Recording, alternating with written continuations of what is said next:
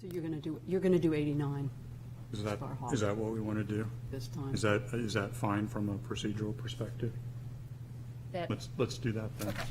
And then I'll, what I'll, about the other I'll be ones? for 89, and she can recuse herself from that specific case. oh yeah, well, let's Okay. get the meeting Get the started meeting here. started, Yeah. And then we'll continue this. Making it too Hi, confusing. everyone. Welcome to the April Conservation Commission meeting for the city of Portsmouth. We will have one member voting, or on Zoom, so we'll be voting via roll call. Is she on? Is Jess on? Jessica Yeah, is on, Jess. yep. Hi, Jess. Hi, everyone. So the first thing on the agenda is approval of the March minutes. Does anyone have edits to make? Yes, Allison. No, I had no edits, and I'm okay for approving the meeting minutes. Second with an edit. Okay. What's your edit, I Barbara? think they had the chair and vice chair. That's what I had. That's what I had too. I mean, So just in the members present, Okay. yeah. Yep. Everywhere else it was done correctly. yeah. Any other edits? No. Okay, so motion to approve the minutes was you, Allison? Yes. Okay, and you seconded? Yep. Okay, so roll call vote. Jess? Yes. Brian? Yes. Ted? Yes. Lynn? Yes. I abstained because I wasn't here. Okay. Allison? Yes. Barb? Yes. And the chair votes yes. Okay. Moving on to our first conditional use permit application, 50 Andrew Jarvis Drive. Is anyone here to speak to that?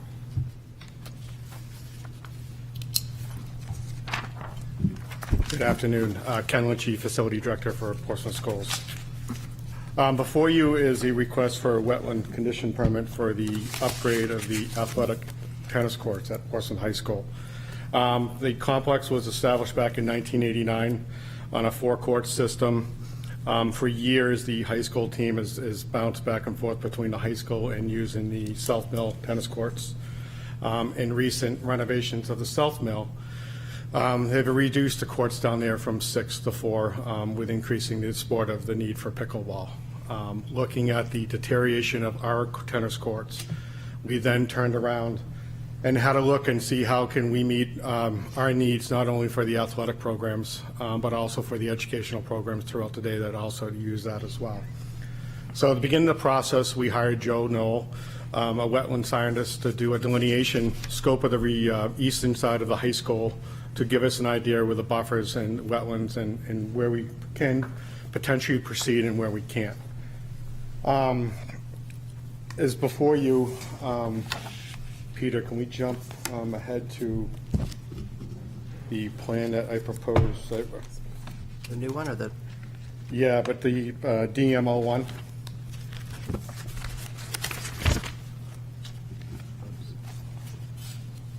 I'm going to show you the, sorry, it's the DM-0. DN-0, sorry. Yeah. Oh, That's a It only has the four courts on it. Yeah, but we're going to show you, so That was- where we looked at Yeah. through here, and this shows as we're going to jump into the next slide that I handed Peter this afternoon, we kind of try to identify where we are with the wetlands, with the ledge, and There's a point. spaces where it could be potential, and, There's a pointer there too, Ken, there should be on the, okay, there we go. gotta hold it down and point at the screen. Oh, there we go. So this is our existing court system now where we have 4. This court here now is severely cracked, which is unusable for gameplay at all. So right now, if we try to hold a match for the younger divisions, such as freshmen or JV teams, we have to play on these 3 existing courts, which the other courts at South Mill are being used for the varsity sports as well. If we can jump to the one that I submitted today to you, Peter? Yep.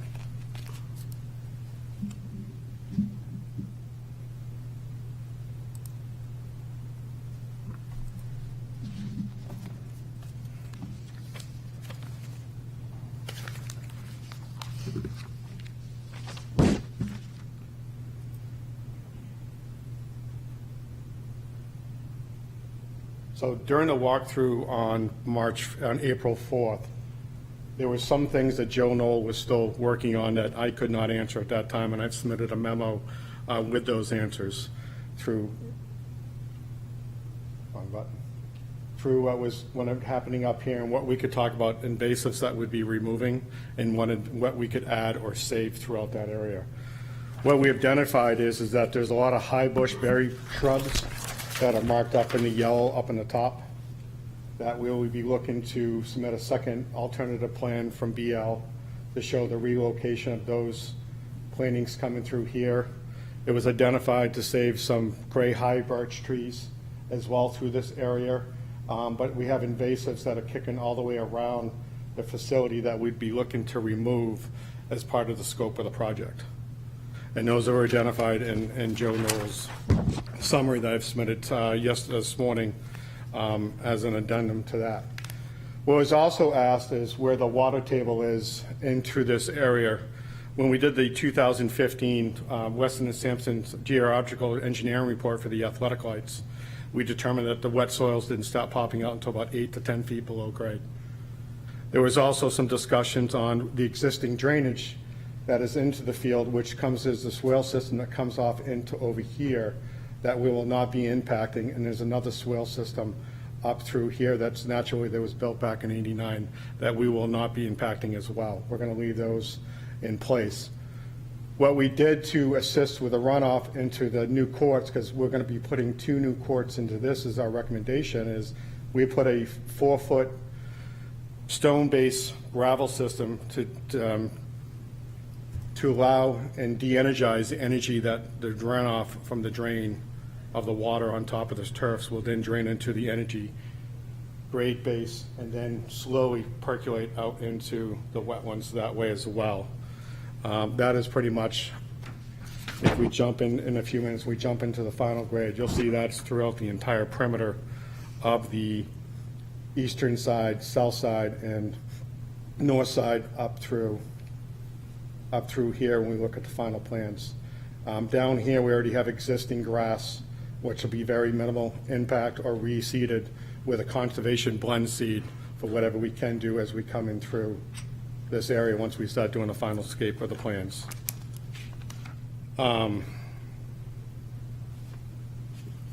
As I stated in my memo, our objective is to disrupt as minimal as possible throughout this area. The scope of the whole project is, including the new courts, is about 51,000 square feet. The existing place that we have now for courts is just over 33,000 square feet. So what we're looking to do now is to impact about 17,000 square feet to readjust and to add 2 more courts to meet the athletics and the high school needs, tennis and recreation programs. You want to jump to the next slide where it shows the site plan?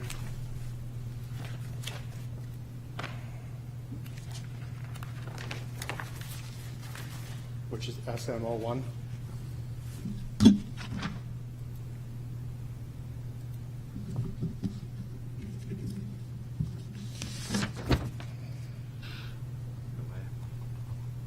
SM01, there we go.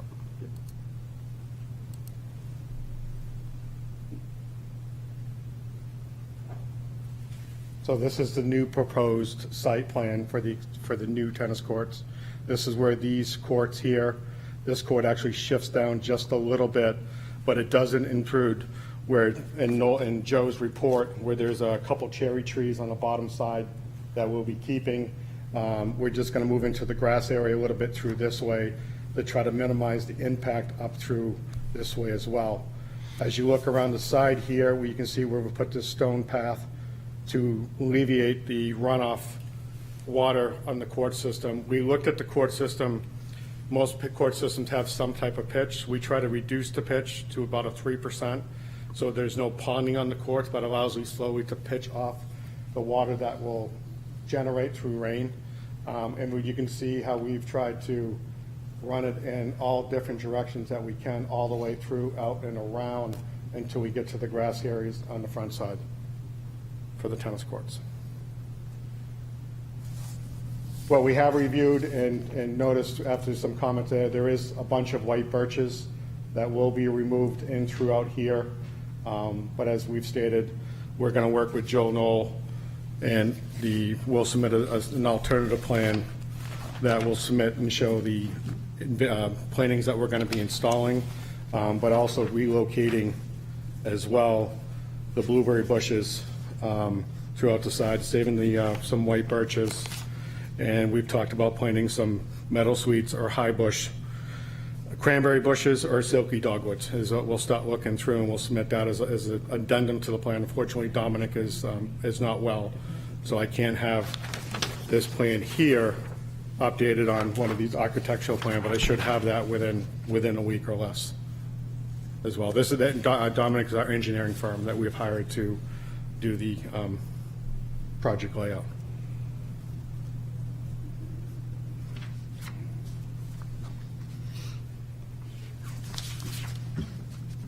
I know I've kind of bounced around a little bit. I know there's a lot of questions we had on last week, and hopefully I've answered them, or I can answer a few others. Questions? Yeah, Allison. So do you have any idea how many trees you will be removing in total? Looking as I walked through this morning, the white birches that go throughout there are probably 3 to 4 inches. My estimation is probably about a good 24 to 30 of them right through that place, right through that side. As you can see how they grow up Right. towards the ledge. You also said that there was a maple that you were removing. And which is they looked like there large. was 3 maples up in towards the backside, 6 to 8 inch maples that were on the backside as well. So that's what we're proposing to add the other, relocating what we can. But per Joe's request, there's some alternative ways we can add in some meadowsweet, high bush, or silky dogwood plantings throughout the perimeters of, as we get up into, definitely through here, because we don't want this to be a staging area for parents for sitting, and we want to get up to see what we can do up here through the perimeter, so we can just maintain all parent activity on the bleacher systems here on this side and have no foot traffic whatsoever through the backside. So I know you're talking about replanting some of the birch trees, but Yeah.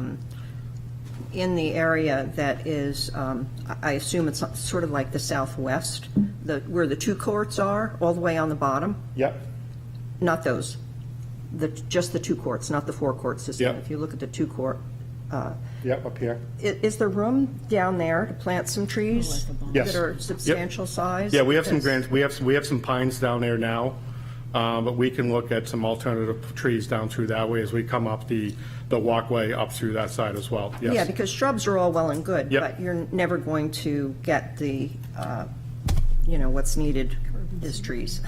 Yeah, no, the court is laid out this way based off the sun. The other way, it does inhibit the play and impact Right. the play, so this is why we've switched that. Yes, I'll talk with Joe Noel, and as part of our plan, we'll look and add in some trees up and through here on the backside, which is an area we don't plan on disturbing whatsoever, but we can add some pieces up through there as well. There might be other places too, even just around the whole high school grounds, to plant trees to compensate for that, 30-plus trees that you're taking Yep. down. I mean, just to kind of open it up, there's a lot of space in the, We have, and we can Yeah. look at that as well. We have in the past, we did a bunch on the athletic complex about, I think, 10 years ago over by the Snack Shack. And we're also working at a different site right now with the city of Portsmouth. If you look at Little Harbor Field, across the field, we're putting 12 brand-new trees right around that entire field as well. So, yeah, no, we're sites are very limited, but we've been looking at adding trees.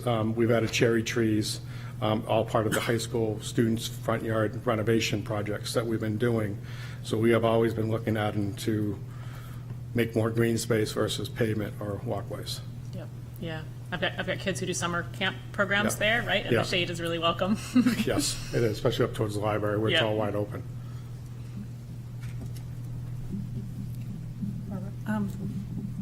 Are there any, that's not wetland on the lower side of that, so by the walkway, as you're walking up the walkway to the right, because it drops down really quick, so are you going in the other way? We're not even going in this direction whatsoever. We're going to stay, as we walked around this field, you saw just the grass area itself, and then we went around the fence towards the corner light pole when we came down this way.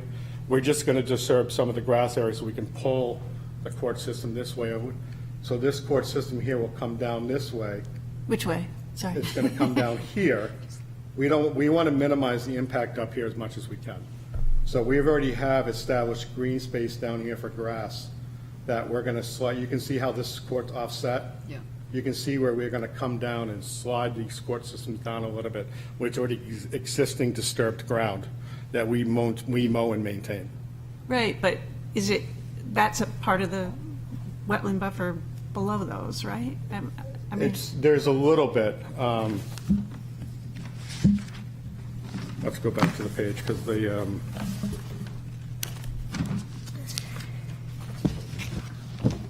do we have a picture of the buffers?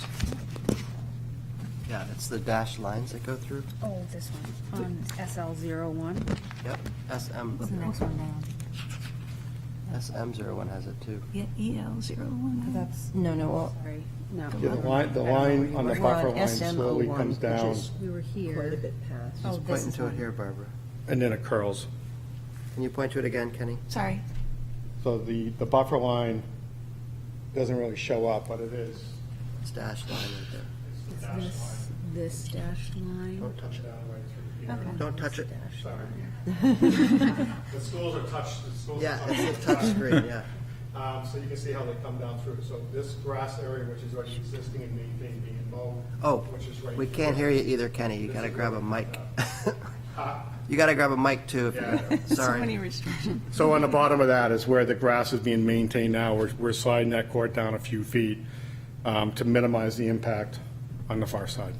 Okay, which is great. Yeah. I think that's really great. It's still, you are going in on the other buffer, the other side of the buffer more with an impervious area that should be acknowledged somewhere in here, I think, and maybe it is. It should be, that's why it's also marked in the plan here where we have that 4-foot drainage. But I'll clarify with Dominic, we can make that cleaner on that piece there when we resubmit the plan on the greenery and plantings that are going to be added to the project. Okay. Go ahead. No, sorry. No, that's okay. Go ahead. You were talking. I just have one more question. You guys have in the plans for the BMPs during construction to use silt fence. Yes. Can you use like the core logs instead? That's sort of more the norm nowadays. We can put that part of the project, yes. And it's less invasive on the, you don't have to tow it in or anything like that, Yep. like you do the silt fence. Thank you, sorry. Thanks. Go ahead, Allison. I noticed that you also have quite a bit of pavement around the bleachers and a 12-foot walkway. Does it really need to be that wide? The walkway, when we look at walkways, we don't look at it as pedestrian access, we look at it as emergency egress, emergency access. We do that with pretty much throughout the entire complexes. Most of the walkways we have are a road, it's a 10-foot. We can look at reducing it down as much as we can, but we want to make sure that if we have to get an ambulance or an EMS up there for an incident, we would like to just make sure we have that access. We can look at what is their. If you could reduce it to the 10, minimum- that would be great. The minimum width, yep. Abby. Backing up on this, Yeah. what is the cost of this For the project, This project, yeah. about 1.1 million. Okay. And going back to the pickleball courts. Yes. I've seen them. I've seen them as they're established. I saw them when they were they It's a did the huge dual sport now. service. I mean, it's on ESPN and everything now. So I'm wondering, I noticed there are four tennis courts over there, 2 basketball and 8 pickleball, something. Anyway, what would the cost be of just having the pickleball and tennis be dual use and you have removable posts, and instead of those fencing between the backs of the pickleball, you have a it's chain link fence, you have maybe the mesh fence that you just, a curtain that you draw, Yep. and that you'd have the poles would come out, you'd put something in, and you'd put poles back in for tennis, and they would be, you would change them out for things, for the tournaments. is there, I mean, it seems like what was it, million? 1.1 million. 1.1 million? Yes. So basically, that's a $1.1 million for pickleball. And not that it's not valid for pickleball players, but I feel like a lot of communities have dual usage. Was that considered at all? To my knowledge, I don't fully know that answer. I know that when was brought to the rec board, that pickleball group wanted to do the conversion.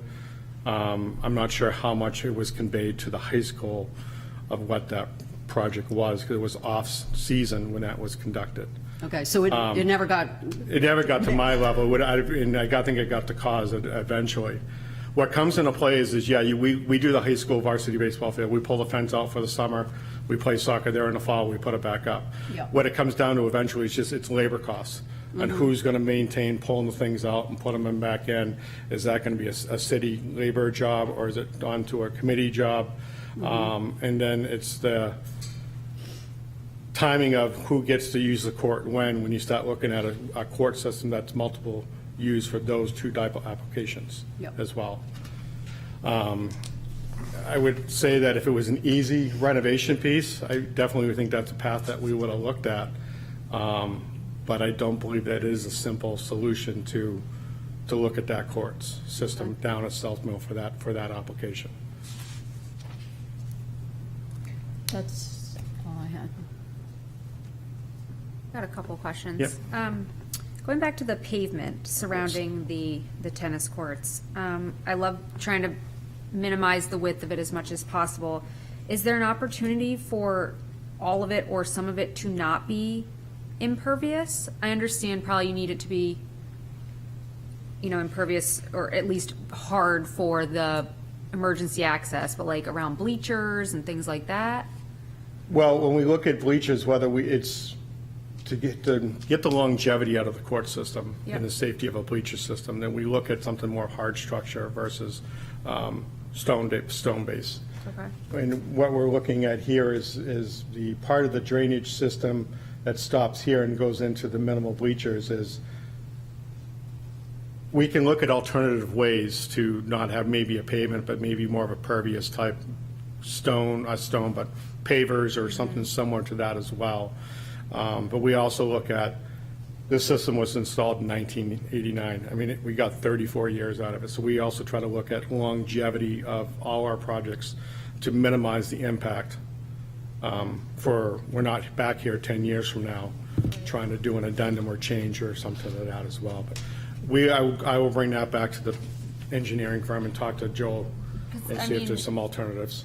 You're not going to have vehicular traffic on it, so your maintenance, if it was pervious pavement, for example, in some areas would be much less than if you had, Pervious pavement we can install, but over time, it does build up with silt and sand and then becomes non-pervious as well. right, so there's still Yeah, maintenance. so there's to still that. maintenance to that as Yep. well.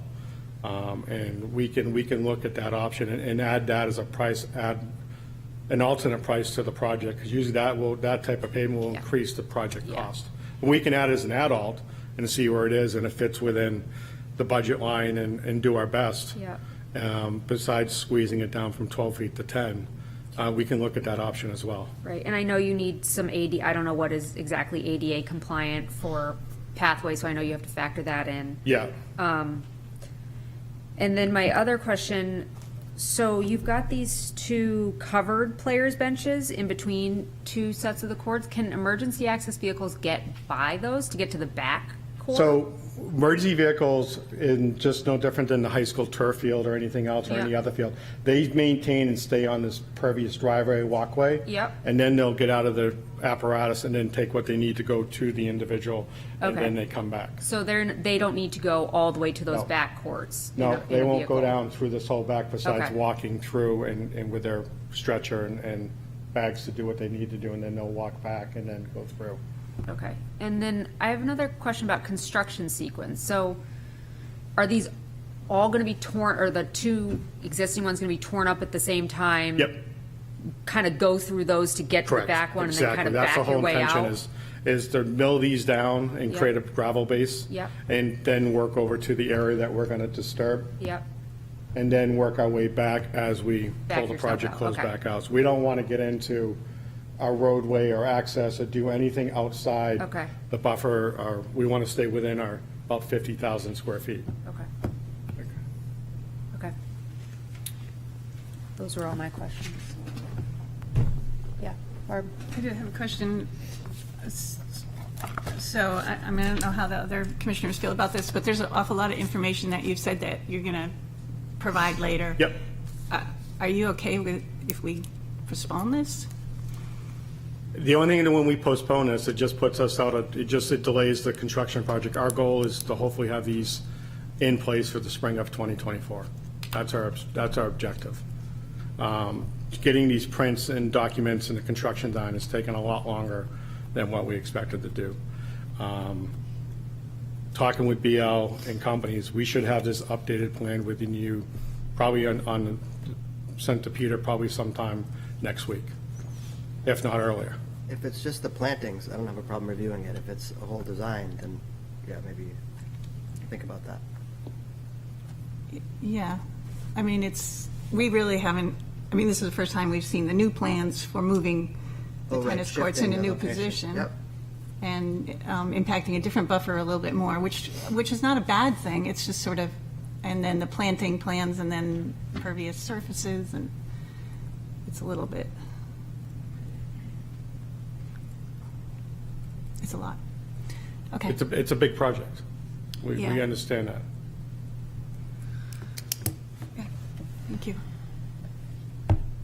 I have a question. Oh, yeah, Jess. Oh, sorry. That's all right. I wasn't watching the race. Hi, Kenny. Hi there. This might seem a little offbeat. I know tennis is a spring sport, but New England weather is crazy and climate change is not helping that. So have you, I couldn't find it and maybe I missed it, have you made a plan if in the fact you need to do a quick mass snow removal of these courts and how you're going to address and manage that? Actually, we do not remove the snow on the tennis courts. We let Okay, Mother but Nature take its course. Like, what happens if it snows in April? We get a fluke storm. What? 9 out of 10 times due to the heat and sun at this time of the year, it will melt within 48 hours to within 72. However, we do have the apparatuses of a tractor and a snow blower and a gator, which is a small utility vehicle, which we could shovel snow on and then pull it off site and dump it into the parking lot towards a different part of the sections if we had to remove snow. I mean, I get it. We've had years past, we've had some March storms that's dumped 2 to 3 feet of snow in a week, but that's usually gone within a short period of time. But if we did have to remove snow, we have a tractor and small little four-wheel gator machines that we use for daily maintenance on the athletic complex, which would allow us to remove. We wouldn't look to remove all 4 courts. We'd look to remove just 1 court so they can proceed with their practicing until the Mother Nature handles the rest. Thank you. Yeah, that's my only thought is if we got one of those crazy storms, I'd hate to see a quick effort to clear the courts and just dumping a bunch of snow up into the wetlands. I agree, and the reality with tennis courts is when you start removing snow, you remove the surface paint, and that just comes to a maintenance repair. So we try to minimize as much as we can. Thank you. You're welcome.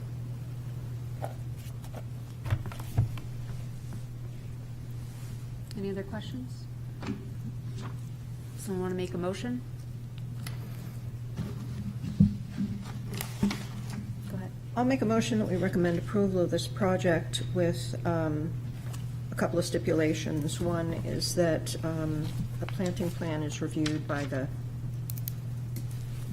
Peter before this goes in front of the planning board, and that there are sufficient number of trees planted to account for what's being removed in the back,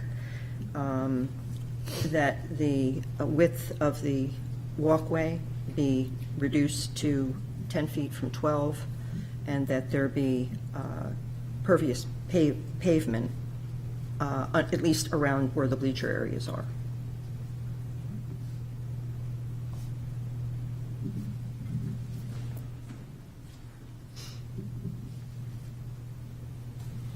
Can I just get clarification on the part that I review in terms of the trees? It says sufficient to account for the trees to be removed. Do Yeah, you well, mean like I don't know how many they're going to what transplant. side, where do we start? Well, the ones that I'm really concerned about are the maples that are being removed that are over Okay. 6 inches in caliber, you know, Maples. so And anything bigger than 4 inches or? I would think, yeah. Okay, all right.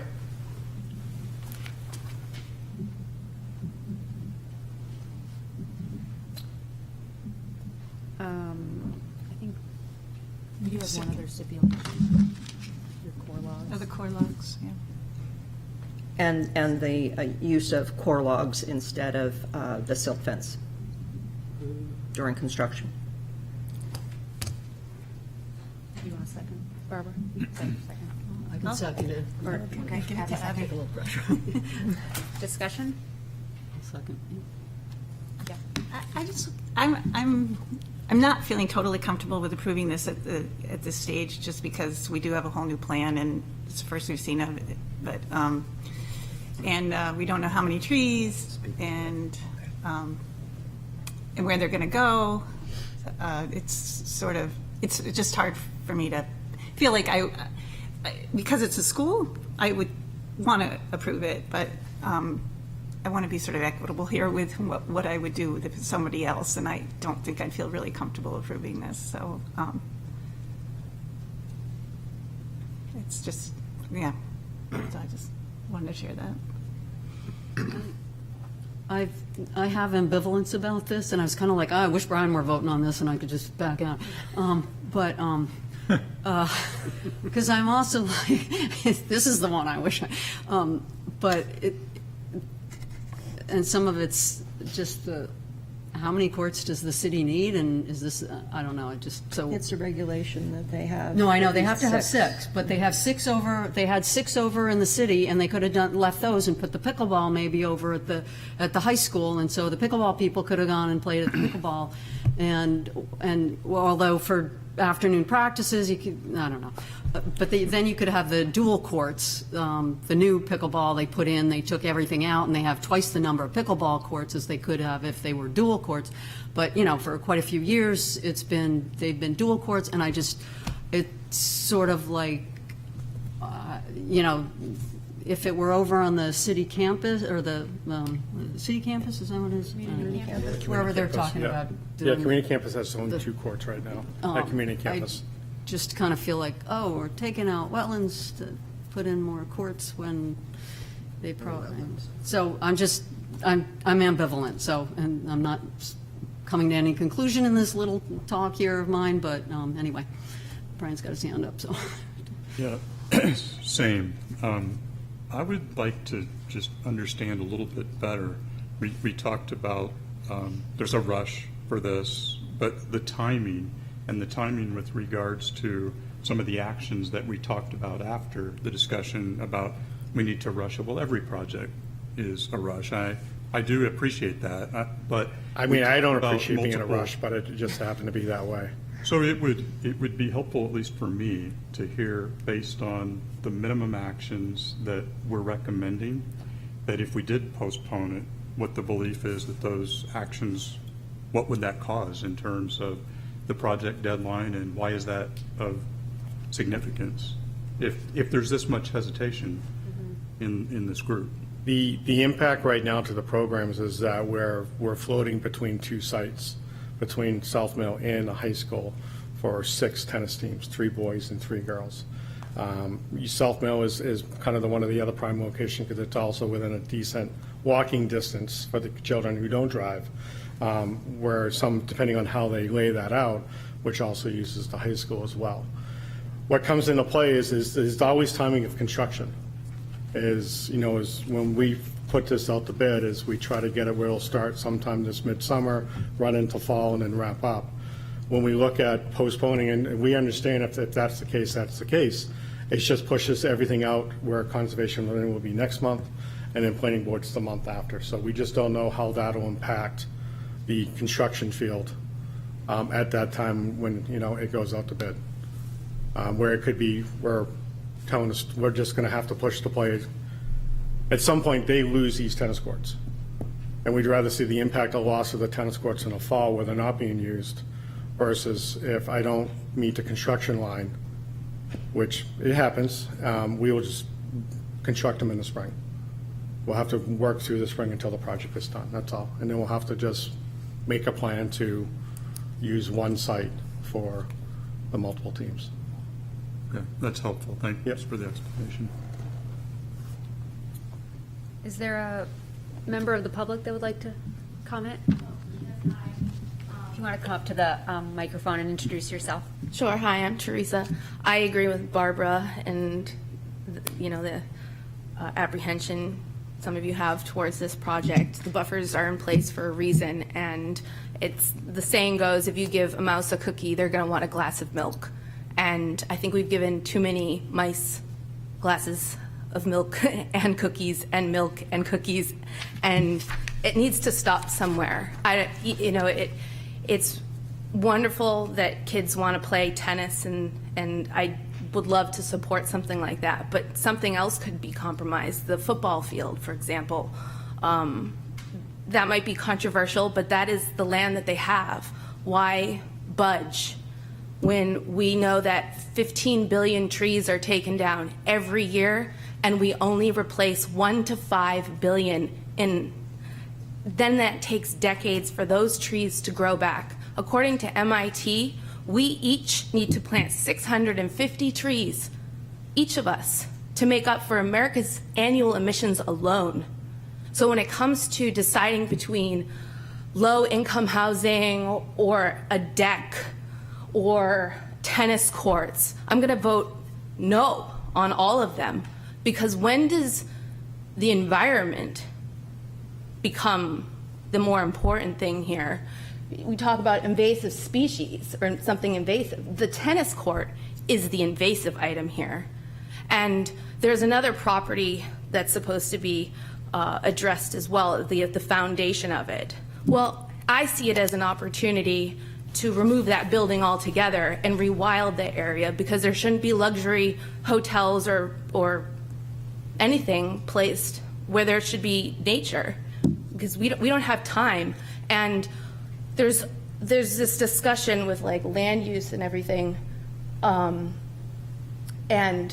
it doesn't affect the wetlands. It doesn't affect the wetlands here. We're only putting a structure in place over like a parking lot or something like that, right?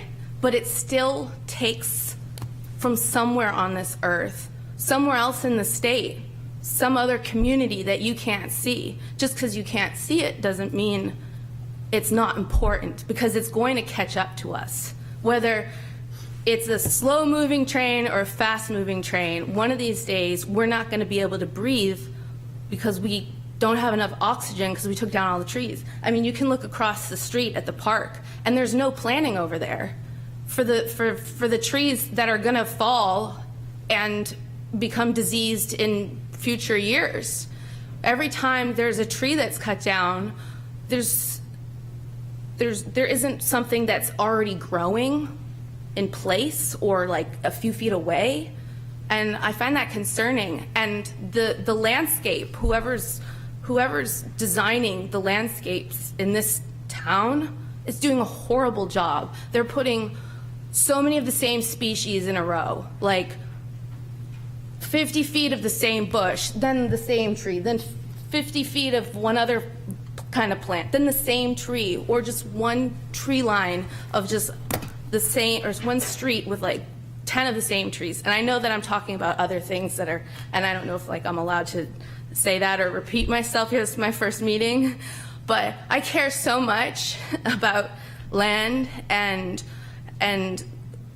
you know, we talk about these wetlands and protected species. So squirrels should be protected too. That's their home.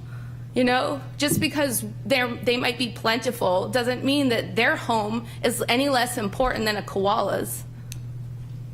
They all exist. And just because someone brings something forward to you, a permit, doesn't mean that you should appease them and give them options. You're creating temptations for them by appeasing them, saying, well, we've looked at these plots of land and this is where it could happen. That's like window shopping. Then people become feel entitled to what's been presented to them, then they have to have it. Then it's greed. So we're here not for need, we're here for greed mostly. Because if you took profit away from most of these projects, people would make different choices. They just would.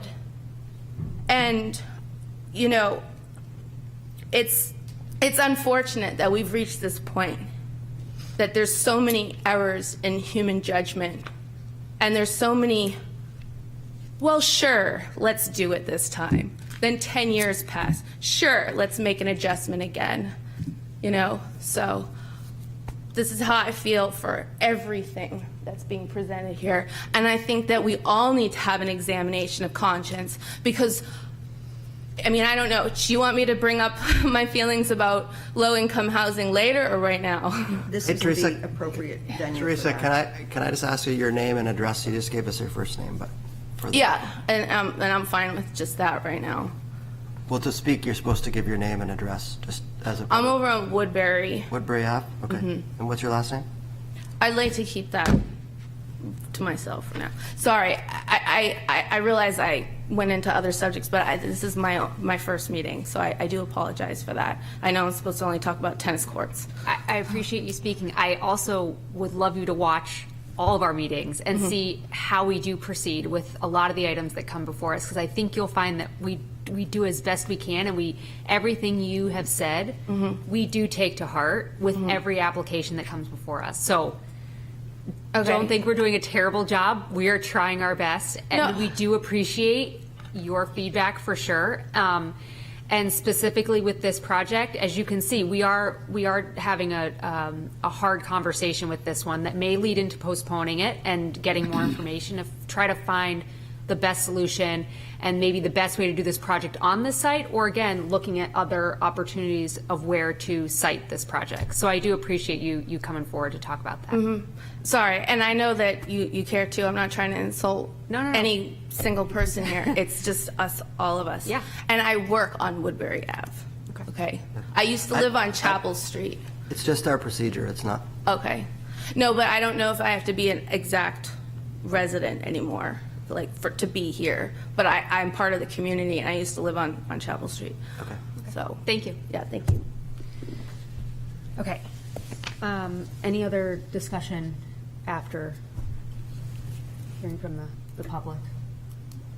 Okay, so the motion still on the table is, Ted. Yeah, I'll just speak a little bit. I'm sensitive to the municipal timeframes of construction from past experience, and I'm of mind that I think we should approve this application subject to the stipulations that we brought forward and review the planting plan by Peter. Anyway. I think for me, what this kind of harkens back to is, this has come up multiple times, is needing kind of a master plan for the city, for all the recreational facilities, all the fields, because it seems like there's always not enough for soccer, baseball, we're looking at the ice rink potentially. There's a lot. Yes, there is. And, there's ones in disrepair, and instead we're building new ones, and Skateboard. I don't know if there's a master plan out there, but this would pertain to it in terms of, now, okay, if this is where all the high school is going to practice, what are we doing with the remaining of the tennis courts? Can they be, what are those going to be used for? Because there should not be any fields or any tennis courts not being used in this city at the moment if we're building new ones. And I know that's something you can't answer as to what the whole city is doing, or if you have any insight, it would be appreciated. Yes, I've been part of some of the discussional pieces for the identifiers of what the city of Portsmouth as a whole, Yeah. as a recreational department. Yeah. Whether we have for tennis courts, playing fields, the hockey rink, that's a huge discussion with our teams, not only teams, but whether options can that facility also commit throughout as well. Being a parent also, and for students who are coming up through in sports and literally softball, football, soccer at one point. I do know that a lot of these fields are heavily used. The tennis courts are used, not only are these used by our students, there's a lot of public who come in at 3:30 when they're not in session. We're down at Larry Field on Saturday morning, and all the courts are full from like 7 a.m. until about 11, pickleball and tennis, until the sun hits at a certain temperature.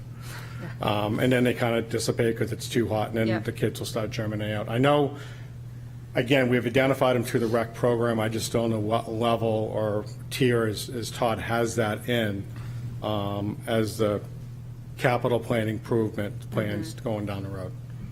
And aside from South Mill Pond and the high school and the two at community campus, Yeah. am I missing any? There's two older courts out the backside of New Franklin that Okay. are used as part of the school programs throughout the day. Okay. And then people do use those at night. They're kind of like that little hidden. They're kind of in somewhat of the shape that these are in now. Okay. And I know that was part of the discussion piece through the rec study. Okay. And after that, I don't know if there's any other courts kicking around That are for public use anyway. for public use I'm not aware of. Okay, that's helpful. Thank you. Yes. So Yeah, Abby. why couldn't the pickleball be moved over to the high school? And then, I mean, Because the for high daily school practice? kids don't drive. What? The high school kids would have to walk over to the south. For their daily practice? They Yeah. already have to do it for the team, I mean, they're driving around for the teams anyway. Okay, I think All also, right. Before you, this is what's before you, though. I think. right, yeah. yeah. Sorry, I glitched there for, Okay, so the motion on the table is to approve with the following stipulations: the planting plan to be reviewed by Peter, using the core logs for erosion control, reducing the pavement width to the minimum of 10 feet Yep. where possible, reducing the impervious pavement with alternate pervious surfaces Yep. where, to the maximum possible. What, am I missing any that we had? The trees. The trees. And the trees, yes. The trees. Replacing the trees. And we'll not only look just on that site, we'll look, see what we can plant throughout the high school complex. Yeah, for particularly those maples, but equal or greater than Yep. what you're taking down in terms of the birches as well, right? And then you had said, and I don't know if it's written in here anywhere, reseeding the lawn area with the conservation mix. That's in one of ours, that's in the statement. We will look at a Okay. conservation mix for seed. We have that in one of the comments that went back and forth with Okay. Peter and I Okay, as well. That's why I mentioned that. okay. All right, so that's, are we ready for a vote? Okay.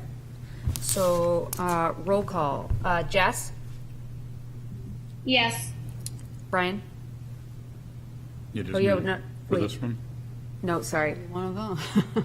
Sorry about that. Ted? Yes. Lynn? Yes. Abby? You come back to me? Nope. You're on the spot. All right, they already have 1, 2, 3. Sorry, I said I was ambivalent. I was warning you.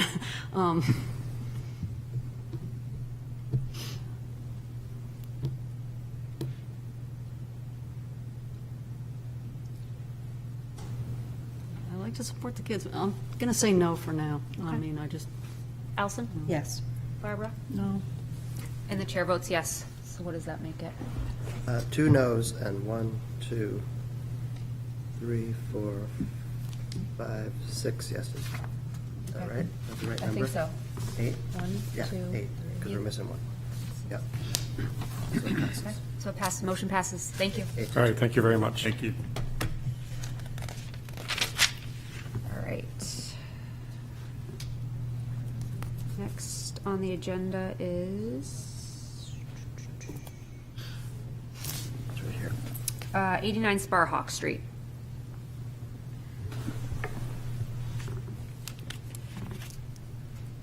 And do I need to make a motion to, or does someone need to make a motion to move the dredge and fill the state wetlands up? Yeah, I'd recommend you listen to them together, but Okay. then split them up for your vote, Okay, because the impacts are different too, just to be aware of okay, that.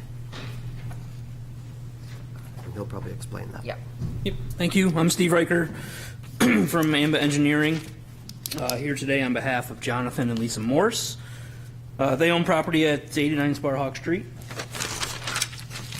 Team members joining me today are John Shagnon from my office, Jen Ramsey from Soma Studios, and Vicky Martell from Woodburn and Company Landscape Architecture. I believe most of the members are familiar with this site, as we were here in December 14, for a work session to discuss this project. We also had a site walk on January 4th as well. After the January 4th site walk, we met as a team. We talked about how to proceed. We believe that the major feedback that we received at that site walk was to make the proposed structure smaller, which we did. So I'm going to go through the plan sets and talk about some things, and then I'll have Jen discuss her architectural design. I'll have Vicky talk about the landscape plan, and then I'll finish up with some final comments about the project, and then you can ask a lot of questions. So this is our site. There's an existing single-family home located there now with an existing gravel driveway. To the rear of the home is an existing deck as well as an existing patio.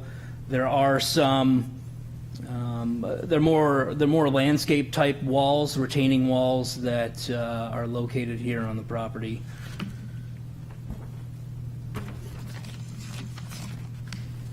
Moving to sheet D1, which is the demo plan. Whoops, I go the wrong way. It's okay. It was the Sorry. I Yep, think- so the demo plan basically shows that we're removing the existing patio that's there now, as well as some of these retaining walls as part of the project. I want to mention that this patio, a small portion of it is located in the 100-foot tidal buffer zone, which requires a DES wetland permit, which I'll talk about later. Sheet C2 is the City of Portsmouth permit plan. The City of Portsmouth buffer is this line that you see, which arcs through the property. This is the proposed structure, which is a garage with living space above and below. There's a set of stairs that come off the driveway and access the rear, accesses the lawn area adjacent and to the rear of the proposed garage. We've also designed some walkways in the front. The driveway will be pervious pavement, pervious technology. The patio, the proposed patio to the rear will be a pervious paver technology. One thing we did discuss at the site walk was performing test pits on site to make sure that the soil was suitable for these technologies. We dug a test pit in the middle of the proposed driveway, and we also dug a test pit in the location of the patio in the rear, and both pits were favorable for this type of technology.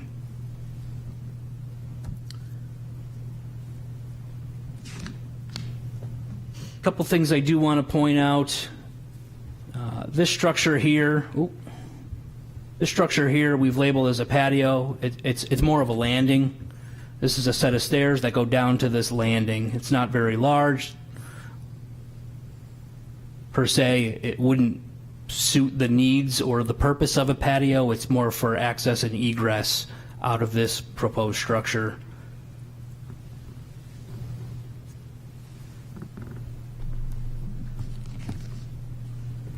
The next sheet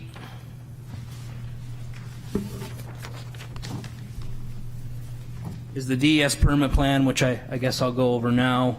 The area that you see in blue, that's the area within the TBZ where the existing patio exists now that's going to be removed. So that blue area is the impact area to simply remove that patio that exists there. The remainder of the green and the brown that you see, the brown is permanent impact, so that's a change in the surface of the ground. Green is just temporary construction impact.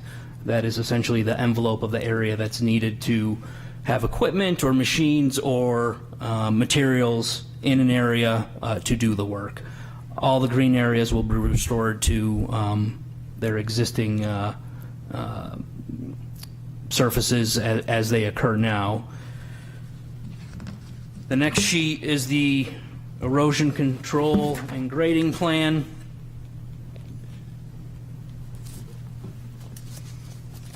The wrong one? C4. It wasn't in order there. Oh. Sorry, Peter. That's all right. Maybe one more. Is it in there after that? Yeah, C4 on mine was just further back, you know. Keep going. Yeah, you Oh, get the that's house the next one. designs, and then you get the There we go. C4. Ah, there we go. So grading for this project is extremely minimal. You can see that we're proposing a couple of grades over here in the corner of the property, directly adjacent to this proposed stairway. And then there's another grade located approximately here to tie this all in. Technically, we're calling out some top-of-wall elevations on some of these retaining walls, which would essentially be grading. But we've designed this to fit into the landscape as it exists now to the best of our ability. That's why there's very minimal grading.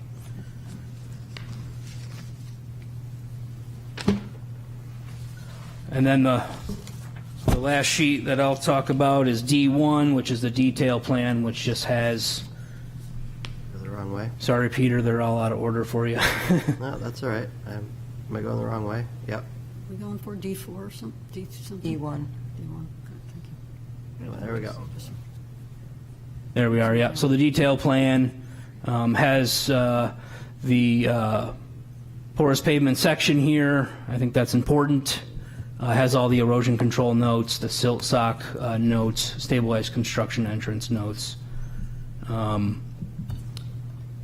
Also in the packet is a stormwater maintenance plan. That plan discusses the stormwater structures that we're proposing on the site, which I'll sort of have Peter go back and I'll talk about those a little bit. But that plan is so that the property owner can maintain them properly over time, so that they continue to work as designed over time. So is that back this way? I think if you just go back to any of the permit plans, that's fine. That one good? That one's fine, yep. So in terms of stormwater, Vicki will talk a little bit, but it's on the landscape plan. There's no reason to flip over there because she'll touch on it too. But we're proposing some drip edges around this structure as well as the existing structure. The porous surfaces obviously perform a stormwater function and put water into the ground for treatment and infiltration. I do want to talk about this proposed roof drain. So there's an existing roof drain there now, and as I mentioned before, we have this landing, set of stairs and a landing. This landing is basically down in the ground, and as a result, we don't want that to contain water and flood. So it is under drained. There's a proposed under drain. It is shown on that under drain. I think, yeah, it's on this plan. So essentially, the under drain is the belt and suspenders to make sure that that doesn't contain water like a pool. And any water that would fall into this area would flow into this under drain, and it basically joins up with this existing roof drain that's in the corner of the house now. And we had to decide what we wanted to do with that. That existing roof drain now, we tried to, the property owner hired somebody to come out and try to find out where that outlets. We believe, and it's probably most likely, that that roof drain goes underground and probably discharges somewhere out here on this slope. That's where it daylights. We couldn't find it. It's probably likely buried. That's not uncommon for old roof drains to be buried by leaves and material. So we took this under drain. We're going to combine it with this roof drain. We wanted to discharge it as furthest away as we could from, obviously, the wetland resource. And that was the best spot for it. It also needs to daylight and operate via gravity, so that's one of the factors too of its placement. So we needed to get it to daylight here at this specific elevation, so we could use gravity for it. I wouldn't expect it to flow or pump. It's simply it's collecting roof runoff now. It would collect roof runoff in the future, and basically we're just adding a small amount of flow that's associated with this landing area to that drain. I wanted to clarify that. And I think I'll have Jen just come up and touch on her design and how it changed from the original proposal that you saw. And then Vicki can talk quickly about the landscape plan.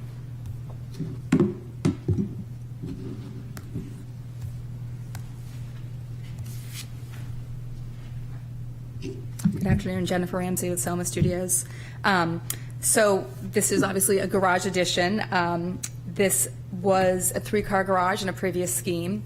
That third bay was intended to be storage predominantly. This is a home without an attic, without a basement that has storage currently. There's no usable space there. So we did diminish the scale of the building to be a 2-car garage. It's a bit of a more gracious 2-car garage now, but it is not very deep. So we do not have space in the front of where the cars would park, for instance. And we have revised the space below the parking deck to be less living space and more storage to make up for that deficit. That was the major change that we hit on, that was expressed with concern at the site walk. I don't think everyone here was at the site walk. I don't recognize everyone, so I will just kind of circle back on why we didn't place the garage on the opposing side of the lot. I know that Steve's notes reference the reasons. Hopefully I get them all, and if I don't, maybe he can make mention. So the other side of the lot, the existing home is an older structure, and on the second floor, what is not evident from the outside, the second floor windows for 2 bedrooms of the 4-bedroom home are very, very low to the floor. They are nearly sitting on the floor. Those are egress windows, and if we had put an addition on that side of the home, the addition would totally have covered up those windows, making those 2 bedrooms not usable, and they would no longer meet life safety. That was the primary reason. Additionally, the existing home, the way it's laid out, entering the house and a garage from the opposing side would have totally resulted in a revision to the entire first floor and probably the second floor to get the bedrooms to work. And also, if we had a driveway on the opposing side of the house, you are entering and exiting that driveway downhill from the crest of the hill, which makes it very hard to see cars coming around Sparhawk and up the corner. So keeping the driveway where it is actually a safer place to enter and exit when you're backing out onto that already narrow street. And it's our hope that with the driveway and the 2 parking spaces, we'll be taking 4 cars off that road that are often parallel parked in the street. So there's kind of a betterment there for the entire neighborhood, or that area of it. I think that was all that was the majority of the reasons. So that is why it ended up on this side. I can answer any questions. Do we want to wait until the end of everything? All right, we'll wait until at the end of all of presented. Thank you. Yeah.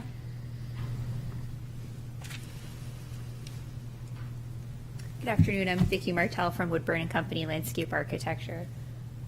So, here we go. The landscape plan is fairly straightforward. We have some foundation plantings and some plantings around the existing patios and the proposed patio in the back. These are largely ornamental, just meant to soften the building, and the patio spaces offer a bit of color and texture. We're maintaining all the existing plantings that are along the top of the slope for the buffer there. And then we've also supplemented, the owners had 5 existing blueberry bushes, and after the site walk, we've added 10 more blueberry bushes sort of in rows there by the garden, just to offer some more native buffer planting. So it's fairly straightforward and a low-key plan, but I think we're maintaining all of that important buffer planting that already exists. It's not getting disturbed.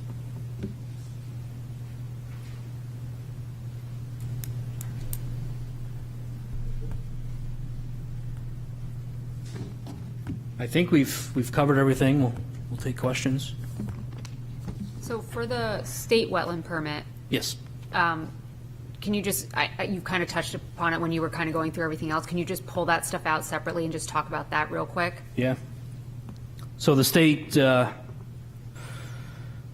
buffer, the tidal buffer zone is this line right here.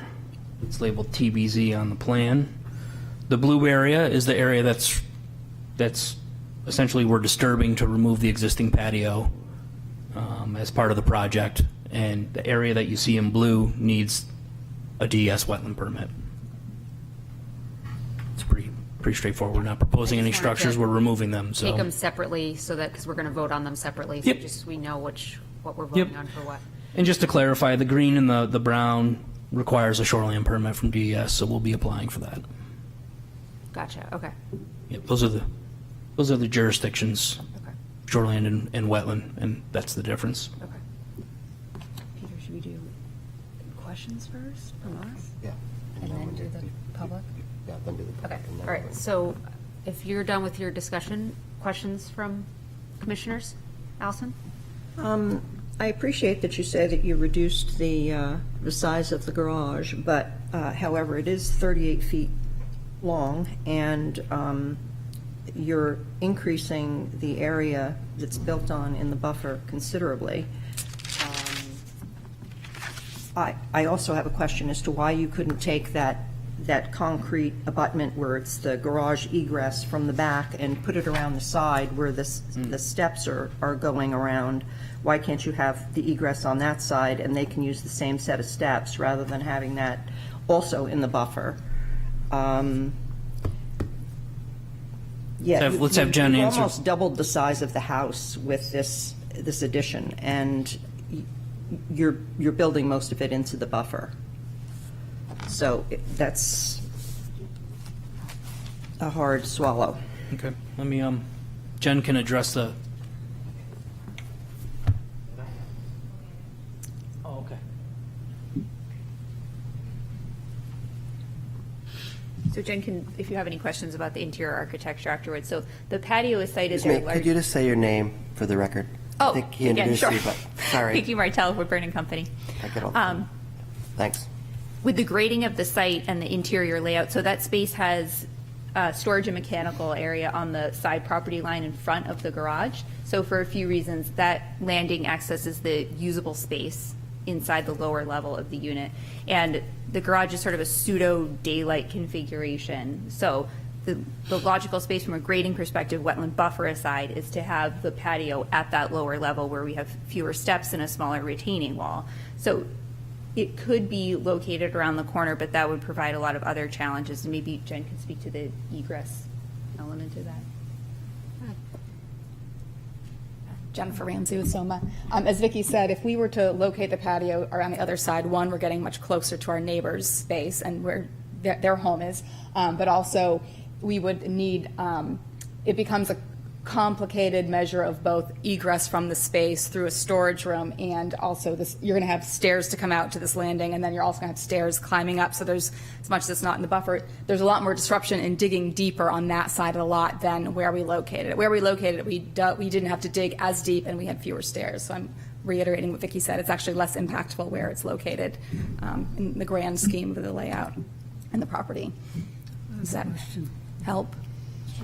Well, we're really concerned about the buffer here, and you're just putting more construction in the buffer, and that's why I'm suggesting that that be moved, or the size of the unit in its entirety be decreased. Yeah, go ahead, Abby. Two patios.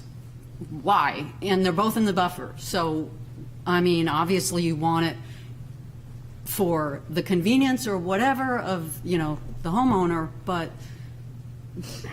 I saw that and I went, yeah, okay. Well, as Steve Didn't really mentioned- care about the buffer at all.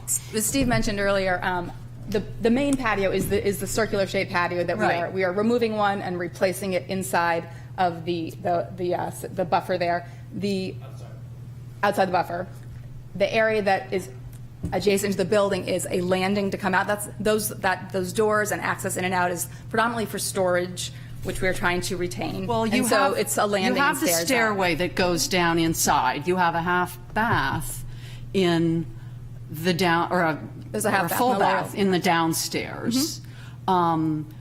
You could have a window that comes out during, what are you storing down there that you can't, that a staircase or a window where you can pull the sashes out and walk around the back over a planted area?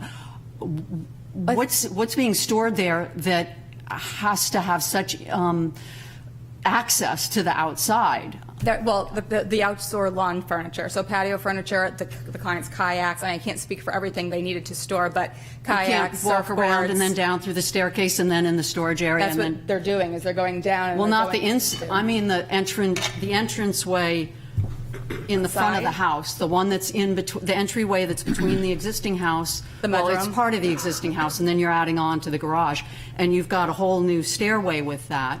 So why don't you just walk in with your furniture, or you store them outside under a tarp somewhere on the existing patio, the big round patios. I don't know, it seems like there's a lot of whims, like, oh, I want this, and you're not thinking about the fact that you are in a buffer zone and you really shouldn't be building in the buffer zone at all. So I don't see an approach to a minimalist life in this buffer, and these are new residents to the area. It's almost, I will reiterate what my sister said, which was, it seems as if she wrote a letter with full disclosure. My sister lives on the street. I live in the neighborhood. But it's as if the owners came with no, they came in just building what they wanted to build, and should have known that they were that was in a buffer zone, and should have known that they shouldn't be expanding to this extent. So I'm just, again, everything seems to be kind of what they want, but with not a whole lot. I mean, you guys minimized the garage, but it's still a big garage, and it's 24 is an average depth. But you guys didn't want to move it closer, and aesthetically, that actually is, I understand that, but that doesn't mean you can't make the changes. Aesthetics should not overrule necessarily the protections of the wetlands.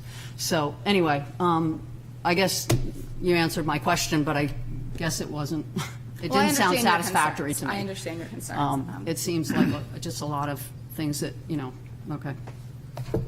Sorry, I should have saved that for the discussion later. Other questions? Go ahead, Barbara.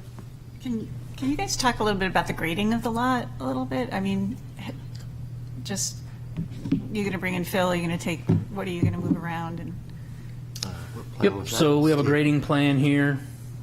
This one? No.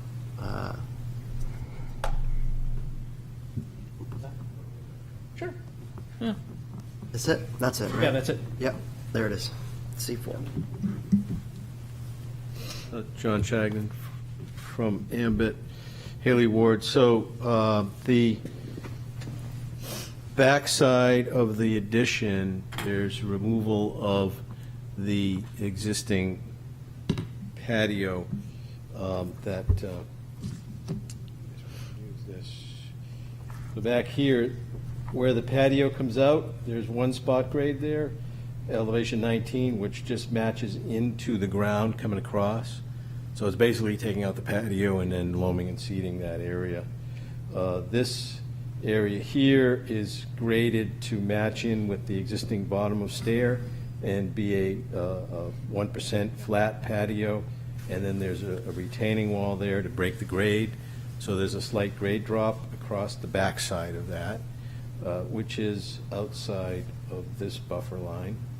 And then the placement of the new structure is designed to, as mentioned, you have the backside egress, but the top of the wall is in line with the existing grading of the lot, slope from street to rear.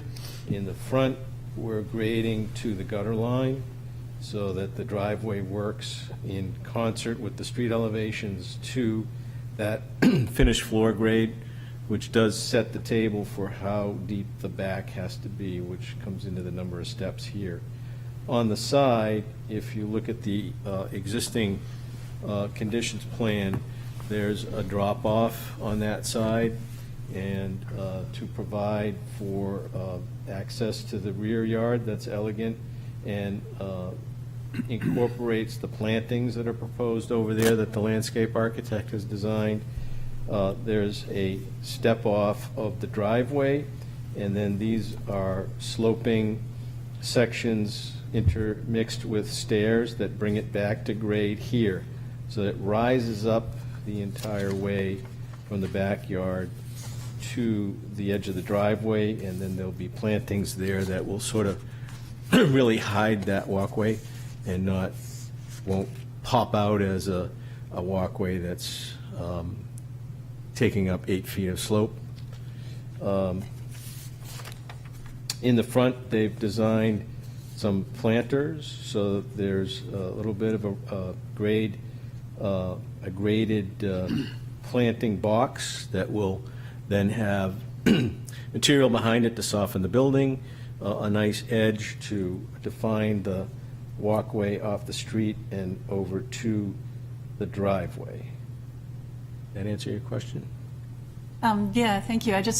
Also with the roof drain that goes out to the water on the back, there's no change. I mean, you're going to have to trench and put Yeah. in. Yeah, that's just, that is a temporary impact, so there's no change in grade. It's just so we can dig. And the elevation is based on the elevation of the egress area here, again, which is set by the driveway needing the slope so the water doesn't come in. Then you got to go down to the basement level. That sets this elevation. That pipe then connects over, and we ran there's a pipe there now that runs this way. We weren't able to find where it goes. It probably heads this way, but we're going to redig and put a new pipe that would go, as Steve said, as far away from the resources we can. And that would be a temporary impact where you just trench, throw the pipe in, and then cover up the trench. So it's a temporary impact. There's just a pipe in the ground, no change to the grade. And I think there were some comments from staff about whether we could do some sort of infiltrative thing. And I think that we would like to propose that maybe that pipe be a perforated pipe, so it would be a long infiltration, a rain garden or something like that, where you had to break the grade and put in something would just cause more impact because you need to be at that lower elevation. So I think a positive change to the plan would be to make that pipe an infiltrative pipe for its entire length. And I did notice that we created a new detail sheet as part of some comments from the Department of Public Works on another project, and we didn't include the NOFA requirements. So I know you're going to say it, and we're going to add it, so I'm heading it off at the pass.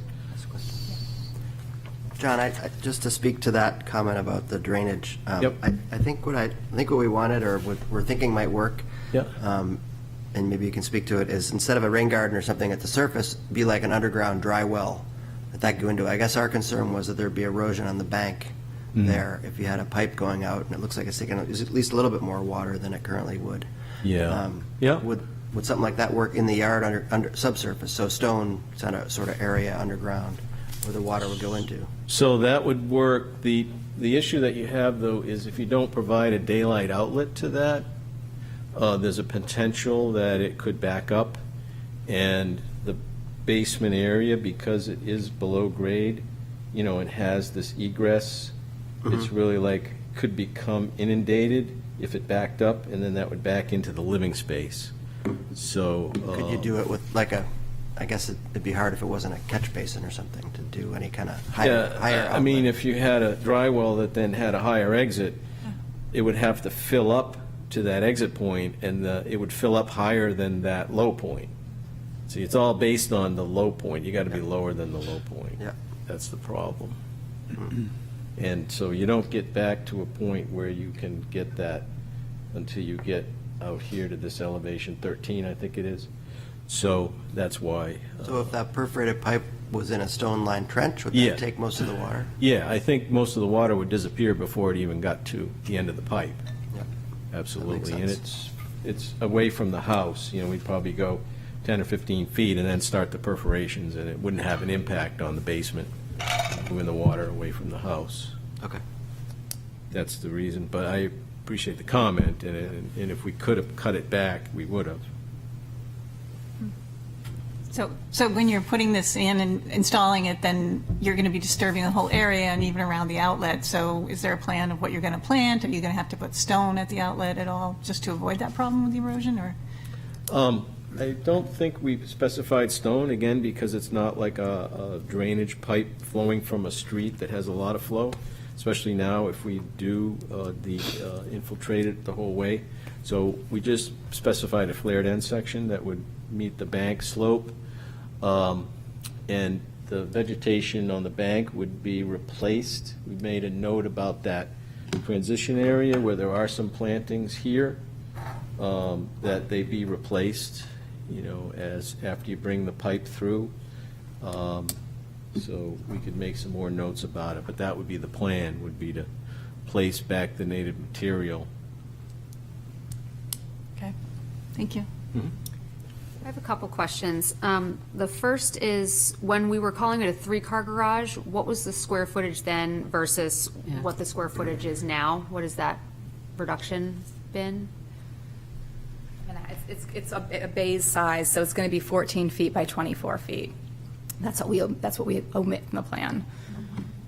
I can do the actual math if you want me to give you those two numbers. Because you still have a little bit extra on that We have a little bit side. of extra space, yes, because it was the garage before that was just intended for the cars was very small. Were just leaving space for the cars, and that third bay was where they were going to store the kayaks, the surfboards, all of those things. So then it's not quite a full bay that's been reduced, since you still have that. It was, well, okay, to your point, that's true, yes, because we did keep a little bit of extra width still. Wasn't there mention of this?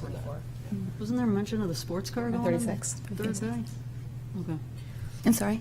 Nothing. We just have 336 is the square Okay, feet. yeah. but- Peter yeah. said that too. Okay. Thanks, Peter. And maybe not quite, but around that. Yes, exactly. Okay.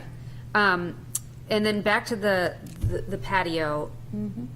Why does it have to be impervious? Why does it have to be concrete? And also, why does it have to be the size that it is? I don't want to talk. I can speak to the the non-pervious or impervious nature of it. Yep. It's in the water table. So we Okay. dug 2 test pits, as I described before, and we'd be, the bottom of that bottom elevation would be into the water table. So trying to make it so it's pervious and infiltrate. So nothing would infiltrate there. It needs to go out through the drain. Well, something would probably, but only during your driest months of the year. So. Okay. Yeah, if you look at, I believe test pit 2 on the existing conditions plan is in the location of the patio in the rear. And I think we had a 32-inch water table there. So almost 3 feet below grade, you encounter a water table. So this time of year, that water table would be at that point. And then in your drier months, it wouldn't. But again, since we have living space associated with that patio, landing, whatever you would want to call it, we want to make sure it drains properly. Okay. And the intent of that patio and why the size that it is, if someone could speak to that. Again, because of the storage that we're hoping to use in the basement, there's a set of there's larger than standard doors, so we have the patio is related to the door width. And that storage you're referring to, the kayaks? The kayaks, exactly, the lawn furniture, So surfboards. I'm wondering, I mean, not normal people, a lot of people store it under the deck, which you have. That stuff gets stored outside under covers. I mean, I think if that's the only reason for it being this large and for the opening there to be that large, I think that there should be other alternatives for where to store that, and that if it has to be there, be much smaller and more for emergency egress, or talk about, again, kind of moving it out of the buffer, making it smaller, coming down along that side, and again, the kayaks and the outdoor furniture kind of be stored in a different location. So I know it seems like there is space under an existing deck. One of the reasons, I guess another reason that we're trying to work on this side of the house, and no disrespect to the area that we're working on, the owners are relatively new. They bought this house the house was under construction. It wasn't in great shape. And there is no foundation under a third of the existing home. There's no basement under this home. So part of our work here is that we are going to weather tight that space where there's no basement. We're going to make this more of a proper construction assembly. So there isn't space under that deck. The deck that's there is quite low to the ground. I have to duct walk underneath it, and it's very shallow before you get to a very small door that goes into an unusable basement, if you will. So we're trying to correct a lot of problems that are not evident from just sidewalk view of the home. But there really is no substantial storage in the home, associated with the home, under the deck, in the basement. They don't have much of anything at all until, five-person family. Okay. I appreciate that Sure. explanation. Thank you. If there's, do you have something, Steve? You look like you're ready to, okay. Is there anyone here, does anyone else have any questions before I see if the public have any? I had one landscaping question really quickly. If you could speak to the landscaping, the buffer plantings, to the existing buffer that's there, that's got plantings that are relatively new, to how much bigger or wider it's going to be with the new plantings. Can we pull up the landscape plan? Oh, sorry. Daydreaming. And we should have figured that out at the site visit. I'm sorry about that. We didn't really know. Sure. So the owners, there's existing arborvitaes and hydrangeas that you can see along. Where am I? So all of these plantings here, these have been installed. I'm not sure by the previous owner or by this owner. All of those plantings will stay. If there's a little bit of disruption from the roof drain, they'll be put back or replaced depending on the time of year when that needs to happen. The rest of the slope that's in the buffer, this is all going to stay exactly as it is. There's going to be no disturbance there at all.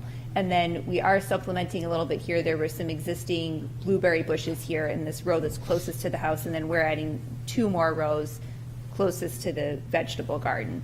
And then really this area, this tree is remaining, and then we're adding plantings right around the edge of the patio. But the sort of the area closest to the buffer, that 25-foot wetland buffer, is remaining undisturbed. Okay, thank you. And that 25-foot vegetative buffer exists now in its natural state.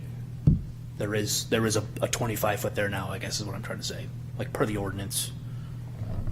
Yep. Most of it's Where the still slope lawn, is, though, though, right? Yep, exactly. It's beyond the lawn, but it's slope. Yes, yeah, so. Like that natural You can buffer. kind of see it on this plan, but, the wetland is located down here. And upslope of that wetland, 25 feet plus in most spots, is naturally vegetated. The wetland's actually located on the abutting parcel. Okay, thank you. Okay. Is anyone here from the public to speak to this application?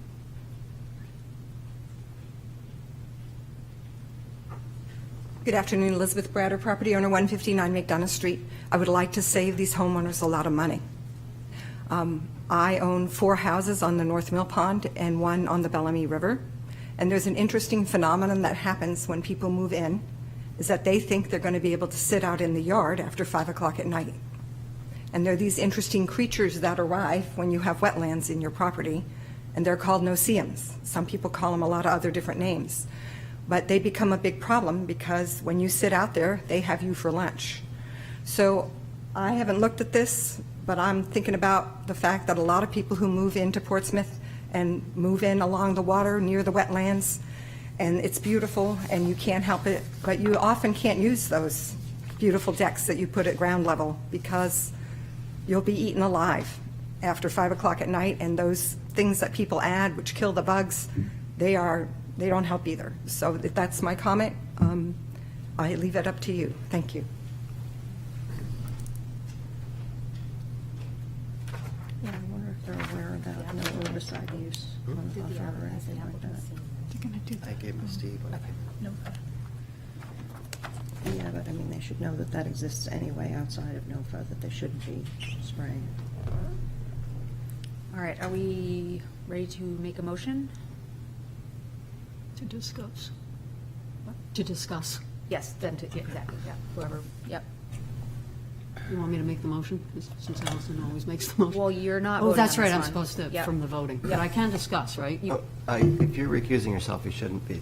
Sorry, what? If you're recusing yourself, you shouldn't be participating. If that's your plan. If your plan is to recuse yourself, you should just recuse yourself from the entire Well, she application. wasn't, Right? Well, I guess that's the question. yeah. It already passed. well, I'll talk about that, but I guess we need to make the motion or not? No, I think you need to make a decision as to whether you're going to recuse yourself or not. I did not, I was not involved in the writing of my sister's letter.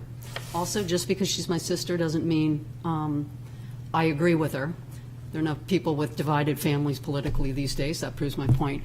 I will get up and make a comment to the public if you don't think I should be involved in the discussion. I don't mind recusing myself from the voting if, but there are so many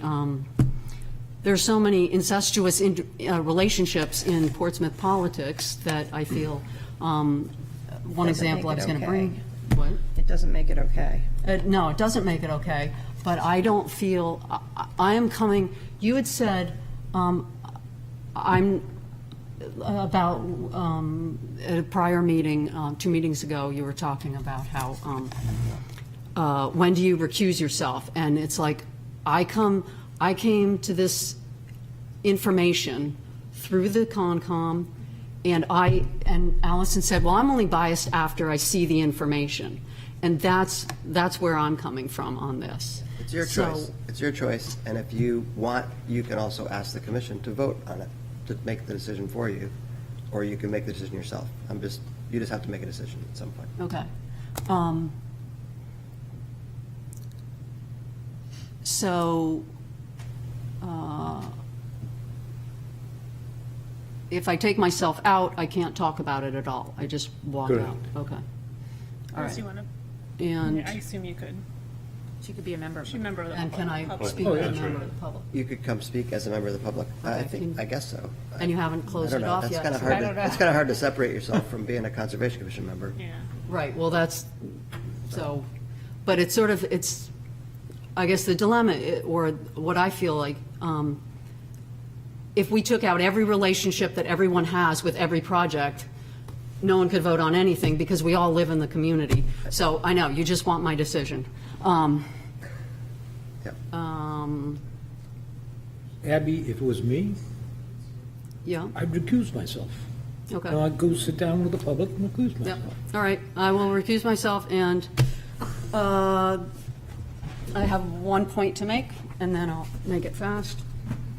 As a member of the public, can I do that? Have we decided whether I can do that? No. I don't think you can separate. You still are a Conservation Commission member. You haven't taken yourself off the board, right? I don't, this is never. So I It's new can't territory. just say I'm speaking as a member, I'm not voting on this issue, but I can't speak as a member of. I'm not going to say what you can and can't do. I'm going to say what you are doing is speaking as a member of the Conservation Commission, because that's what you are, right? Well, plenty of people come up and speak at this podium, and they're members of city council or whatever, but they say, I'm speaking on, Not plenty, but yeah, or planning, whatever. So you- it's your decision, Gabby. Yeah. Well, forget it. That makes my mind. It's just a minor point. And it got triggered by my sister's letter who said, I'm just going to speak on wetlands, not the size. But size matters. The height of this building is 3 stories. It's a building that, it's going to be an addition that wasn't even there. As you know, it's almost doubling the square footage. Oh, by the way, I'm Abigail Gindel. I live at 229 Clinton Street. So when you're considering wetlands, I think we also should always, it is often boils down to square footage. And I think height is a very important factor because height does affect all the animal populations in a wetland area. I'll let you guys do your thing. Sorry. Okay, so we still need to make a motion. And remember, you got to split it up. Oh, yeah. So we're doing the conditional use, motion for a conditional use permit first. Barbara? I'll recommend approval for 89 Sparhawk Street for the conditional use permit for discussion purposes. I'll second. Okay. So discussion. Discussion. So, I was thinking about the size of this place too, but it is almost doubling the building, and that's a lot of square footage. And I feel like the goal here seems to be, with the storage underneath the garage, is to get all of the water off the property and down to the wetland as fast as you can. With that drain and with everything else that's going on, you're kind of setting it up to be a problem if you don't do that. So it seems like you're, with the construction, going to create a problem that you're going to have to fix with the construction, which doesn't sit well. And the other part of it is, too, there are a ton of plantings, which is great, and the landscaping looks really nice, but it really seems like there's not a big contribution into that 25-foot buffer with new plantings. I know there is a natural buffer there, but when you're coming in and you're doing all this construction and impacting the buffer so much, we'd like to see an addition to that buffer that's substantial, that really makes a difference. Those are two of the main reasons why, so. Brian? I'll say that a different way. This whole time I was looking back through Article 10 and the 6 conditions. I tried really hard, and I can only satisfy 2. 4 don't seem to have answers. They weren't answered here. I don't see them answered in recommendations. So largely, I see the proposal in complete disregard for that article, is how I see it. I'm in agreement with Brian myself. Individuals bought the home, they bought it in the wetlands and next to the wetlands. So I would recommend to the planning board that they not recommend pass conditional use permit for this property. Yeah, I mean, I understand the fact that there's no attic, there's no basement, if storage is one of the key things they're trying to get at, but I don't think storage is a justifiable reason to build that much into the buffer, and again, for that impervious patio there and the large egress, that to me is not a justifiable reason for those amenities on the property, especially when there is still a considerable amount of, a considerable amount of property that is outside the buffer for storage of those things that you were mentioning that are meant to be used outdoors, so they can also be stored with, proper care outdoors as well. And I do think the footprint that is going into the buffer from what was there previously is very large, and again, not justifiable. So that's what I'm going to say there. And Jess, go ahead. Yeah, I would just reiterate a lot of what's been said. I appreciate that they made the addition smaller, but it still feels very substantial and a significant increase to the buffer. I would just also, and this might be for another broader discussion with the Conservation Commission, but as a homeowner whose house fully sits in the wetlands, you don't receive a lot of education when you're buying your property and realize that there are going to be so many things you need to consider. You're just excited to have your new home and the potential for what it can be for you or your family. Again, I don't necessarily support this proposal, but I also think that's worth acknowledging. Nobody sits down with you and says, these are our town ordinances. This is what you're going to have to consider if you want to do anything to your property when you buy it. Thanks, Jess. Okay. Are we ready to Vote. vote? Okay, roll call. Jess? For the vote, would it be possible to propose that we understand your comments and you table it, and we can talk to the property owner about whether they can scale back the project further? So a postponement then, is that? Yes. I can, what do I do, motion What to? happens to the You motion? have a Withdraw motion, my so motion? you can, well, Withdraw it. you can withdraw your motion and put a motion in to postpone if you want. Okay. I'd like to withdraw my motion. Who was second? You? I was. You okay with that? Yeah, I'll withdraw a second. And have a new motion, and the motion is to postpone the application to the next meeting in May? Really? May? May. Oh, my gosh. I'm actually ready to vote on this one.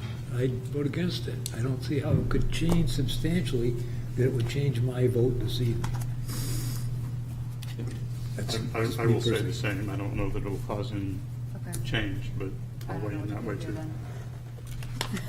Well, she needs a second. She has a second. She has a I second. guess if she withdrew her motion and the second withdrew the motion, that motion, the first motion goes away. So but you can still make your comment, And they Just- can it's still just say, a no, comment. I don't want to postpone and they it." can say, no, I don't want to postpone. So maybe it doesn't get postponed, and then you have to go back to another new motion. That makes sense, yeah. Okay. What is the value of postponing instead of just saying no now and then letting them come back with an alternate proposal? Well, it's true. It's not the Board of Adjustment where you can't come back with a very similar proposal. So they could come back with an alternate proposal even if they were denied. This one. The other thing that they should know is if they want to continue on to and John knows this, if they wanted to continue on to the planning board with a no, they could do that as well. So they still have the choice to do that or to come back with a whole new plan. But if they want to try to work with you and postpone, that's what they're offering as an option. So you have all those options on the table now. It's helpful, thank you. Do we want to discuss postponement first? I mean, your point is that several of your points is it doesn't matter. Because you don't see that the Yeah, project I'll can reiterate change. it. I think, again, it's just comment and discussion. I think if it gets approved for postponement, I certainly hope that the group goes back and makes substantial changes. And I won't presume anything, but I'm concerned about that. So I'm hesitant to postpone something when I haven't seen substantial changes the first time that address the disregard. I have doubt about it happening again. So I'm hesitant to permit that and more inclined to send the message that if you come back after it's been disapproved, you're going to need substantial changes. That's my comment. Okay. Madam Chair, I would give them. Address. We're in I discussion. would give them Yeah, I the understand. benefit of the doubt and say that they can come back, they've heard our concerns, Yep. and that hopefully they'll address things. Okay, so the motion on the table that's Is to been proposed postpone. and seconded is to postpone. So do we want to vote on that? It's knowing you can still vote no on that, and then if that fails, we can come back I think to a that's different fine. motion. Yeah, that's what we said. Okay, all right, so we're going to vote on that. So Jess, this is to postpone. Yes. Okay. Brian? No. Ted? No. Lynn? Yes. To postpone. Allison? Yes. Barb? Yes. And the chair votes yes to postpone. 4-3, Okay. So postpone. to postpone. Okay. So we'll see Thank you you. in May. We heard your concerns. Thank you. 5-2, wasn't it? What? Well, Peter said 4-3, but it's 5-2, isn't it? Lynn, Did what I did you count it say? wrong? You said yes to postpone? Yes to So postpone. there's only two. I got Jess, Brian, Ted as no. No. Yes, Jess is yes, Yeah. Brian and Ted is no. Yeah. Lynn is yes, Allison is yes, Barb is yes, and Sam is yes. Yeah, so you had three 1, no's and 2, then 3, 4, 5 Two. yeses and 2 no's. Yeah. What did I say? 4-3. Oh, sorry. Okay. 5-2. What do we have on time here? All right, it's 5:16. Now, that was postponing the conditional use permit. Oh, yeah. Hey, They're gone. No. well, it doesn't matter. You You guys can still vote, Yeah. but you probably should tell them. You still got your state wetland. State wetland. You want us just to vote? It's just a vote. Do you want to postpone that as well, or are we? I guess so. Should I step off? Yeah, because it's going to change. Yeah, it is, yeah. Well, I don't know that it's going to change, because there's really, the whole state wetland permit is to remove everything. I don't think there's anything new in the state wetland permit. So I actually will vote for it. I think, yeah, it's a pretty easy one. All right, so someone- There's no structures in the buffer on that one. There's Want nothing in the buffer. to make a motion for the state wetland permit for 89 Sparhawk? I'll make a motion that we recommend approval of the state wetland permit for 89 Sparhawk. Second? I'll second. Roll call vote. Did we lose Brian? Brian just stepped up. Okay. Do we need You don't need them. people to wait? Do we No, need to wait? you don't have to wait. Okay. Jess? So just to be clear, this is just the removal of that patio, right? Yes. That's what we're, And a couple of retaining walls, right? Yeah. yes. Ted? No. Lynn? Yeah, I kind of think we should keep them together, like the state and federal. Well, they're different. The conditional use has way more going on, and the state just has the removal of the current patio and a couple of retaining walls. But like a lot of the plantings would be happening in the tidal buffer zone. Did we not include those in our recommendations to the state? Well, that's a good, I don't know. the answer to I guess that. I'm more comfortable voting no at this point. For the So no, federal, yeah. Allison. Allison? I'll vote yes. Or Barbara? Yes. Chair votes yes. that's 1, 2, 3, 4 yeses and 2 nos. So even if Brian voted no, it would still pass. Okay. Thank you. All right. So, 253 Odeon Point. So as for recusing myself, if I don't have any monetary gain, and my sister has no monetary issue, or financial gain, whatever, then isn't that sort of the litmus for? well, I think it's also bias, being biased. This is. Talk this more is about it offline. Yeah, this is a whole Happy new. meeting. After we're zoomed out. What was that? I said after we're zoomed out. Yeah. Next on the agenda is 253 Odeon Point Drive. Do we want to take a vote right now to extend the Table meeting? to extend our table, Yeah. because we won't probably get to Market Street or Bartlett before the 5:30. Sure. Right. So if we go until 6, we can see how much we can get through, Okay. if you're interested. Do we want to try to do that? Sure. Someone want to make a motion to extend our window? I'll make a motion that we extend the meeting till 6 o'clock. Okay, second. Second. Roll call vote. Jess? Sorry, yes. Brian? Am I back in again? Yes. I don't know. Yes. It's just for a second. Ted? Yes. Lynn? Okay, yes. Okay, Abby? Sorry. Al said yes. Barbara? Yes. Okay, chair votes yes. Okay, so we're going to 6. Odeon Point. Hello. It's been a whole bunch of firsts in this meeting, let me tell you. Great job, Sam. Thanks. Sam's like, why did I take over being chair? Good afternoon, almost evening, I think, here. Lemon did a great job, though. Thanks for having me. My name's Ryan Mullen, property owner of 253 Odeon. I believe I met most of you last week. Thanks again for coming out for the site visit. I appreciate your... You want to speak just a little bit louder? Sorry. Thank you. Thanks. No problem. I was just saying I appreciate your time during the site visit last week. It gave me an opportunity to do some more research on a couple different things. And I did receive an email from Kate with the PDF that I got from Allison, I believe. So I appreciate that. I got a chance to look through the PDF from Dr. Kathy Neal at UNH and also the New Hampshire Homeowners Guide to Stormwater Management, which I found extremely informative. And I look forward to incorporating some of those suggestions. Ryan, maybe you can just speak a little closer to the mic. Sorry. Yeah. We're not hearing you very well. Is that a little better? Thank you. That's okay. Got it. I'll try to I thought I was just me. do my best. What did you hear or not hear, maybe? I mean, we heard it, but it was. Some of everything. but- Okay, great. Again, thank you for what I received via email. I really like the rain garden and the vegetated buffer specifics, which were very helpful for a homeowner, given the circumstances I have here with regard to stormwater management. So that said, I'll step into the proposal and project narrative. The residential property and single-family structure located at 253 Odeon Point Road in Portsmouth, New Hampshire was constructed in the year 2000 and most recently purchased in November of 2022 per the City of Portsmouth's MapGeo mapping program view in Exhibit 1. Approximately 95% of the existing structure, the entire existing patio, the entire existing deck, and the entire existing deck stairway are within the 100-foot wetland buffer, which is the area located between the light green lines in Exhibit 1 here.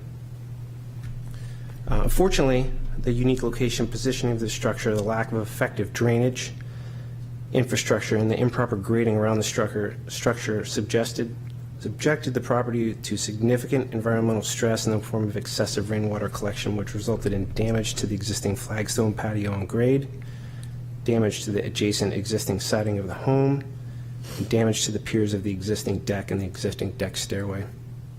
So consequently, and the reason I'm here and my objective is what I'm asking for is to protect the existing structure and property from additional rainwater damage, and I respectfully request this wetland conditional use permit in order to do so, specifically to complete the alterations in the wetland buffer. So I have Exhibit 2 up here, just talks a little bit or shows some of the areas of concern with regard to stormwater collection and runoff. And then I'll get into the proposed hardscape alterations on the next page. So what I'm proposing is extending an existing 10-foot long and 4-foot high rock wall, which starts in the southeast corner of the residence to approximately 25 feet in length and sloping downward to grade, with the objective of diverting water away from the residence and toward the wetland to avoid additional water damage to the structure in the hardscape. I'd like to construct granite steps in that wall to allow for pedestrian access between the lawn and the patio areas. In Exhibit 3, there is a black line along the perimeter of that blue shaded area, which shows where that rock wall will be extended to, and then the integrated granite steps put inside. The number 2 is extending a 4-foot long rock wall in the southeast corner of the residence, so approximately 10 feet in length, with the objective of diverting rainwater away from the residence and toward the wetland to avoid additional damage to the structure in the hardscape. Additionally, I'd like to put some steps here to allow for pedestrian access between the driveway and the patio areas. And I've indicated where I'd like to put that wall and those steps in the pink line along the left side of Exhibit 3. Number 3 is remove the water damaged flagstone patio, which I've done most of, so that I could continue some of the additional repairs outlined in different building permits.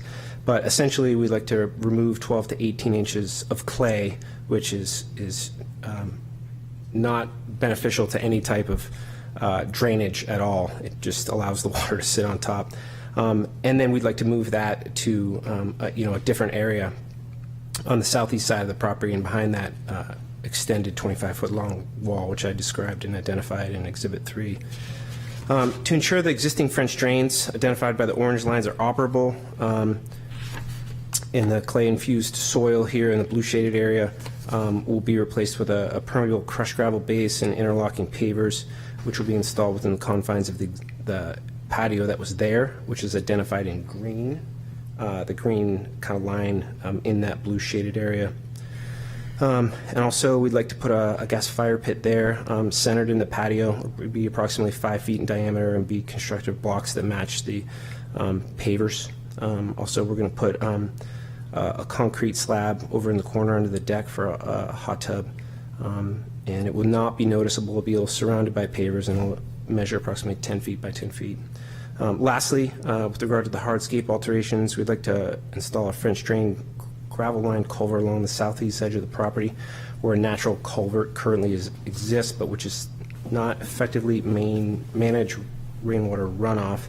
The objective of that is to effectively collect the rainwater and divert that rainwater away from the residents and toward the wetland on the southeast portion of the property.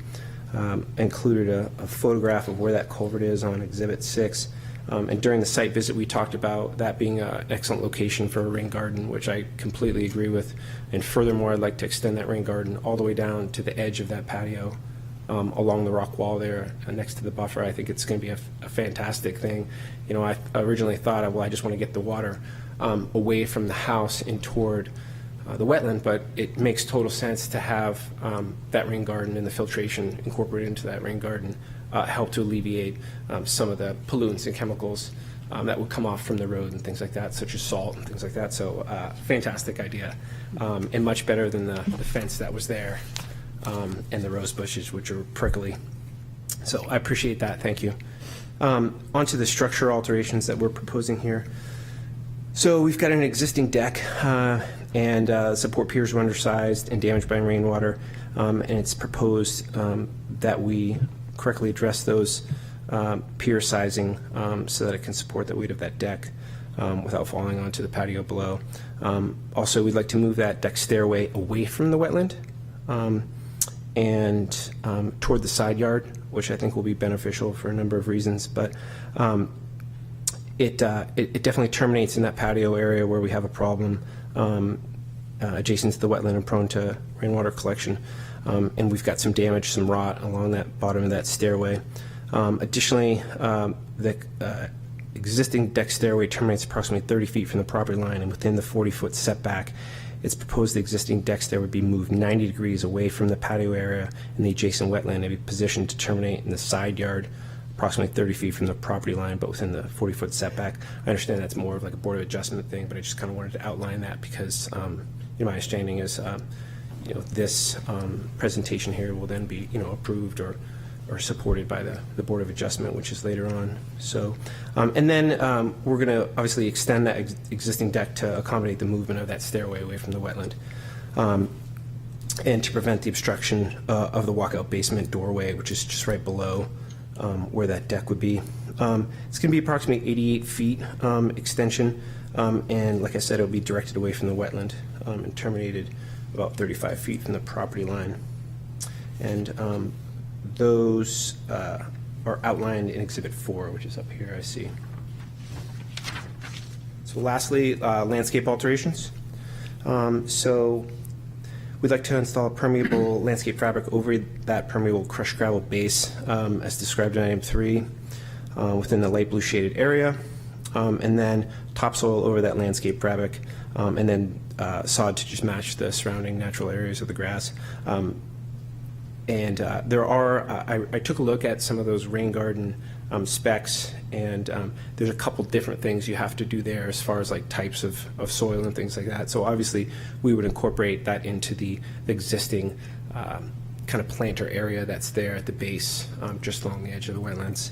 So it would have to be a little bit different. I did notice in the PDF from the UNH, there was a lot of people there helping plant those things. You're more than welcome to come and help plant those if you like, along with the medallions that we can place on the trees. So we'd be more than happy for the help. I definitely need it. Number 2 is spread and sculpt that relocated clay that I talked about before away from the residents and toward their proposed French drain, which we may be able to do a rain garden there as well. Obviously, there's a lot of shade there, so we'd have to use some plants that would thrive more in the shade than the sunlight because my neighbor's trees are quite large there and block a lot of the sun. And then obviously remove the invasive species of the phragmite reeds, which we talked about when we were out there, along the southwest side of the residence by hand as suggested by the city, and replace those with winterberry as more of a native species, but also potentially using the red twig dogwood, the silky dogwood, the blueberries, and the milkweed that we talked about before. So I think lastly, talk about the 5 analysis criteria, if that's applicable or no. I don't think you need to. Okay. Appreciate it. So I think that completes most of my presentation. I'd love to answer any questions that I didn't before that may have come up in the meantime. Yeah, we'll have some questions for you. Lynn, go ahead. I was wondering if you could just, I'm excited that you, got interested in the rain garden concept. I'm wondering if you could just point out kind of where on your property you're imagining that would go? Sure. Does this work here, or should I go over here? Yep, it You works. can use that, yeah. Yeah, I'll try my best. I don't know, what, this one maybe? Maybe I'll just point and not touch. Yeah. That's fine. It's just that it's a touch Oh, screen, but so. you need the microphone. You gotta bring that, You gotta bring the microphone with you. over, 'cause the pull-out. Yeah. There is a pointer there. Not Gotta definitely. grab it. Just pull her. Yeah. There you go. This is the first time I've held a microphone, actually.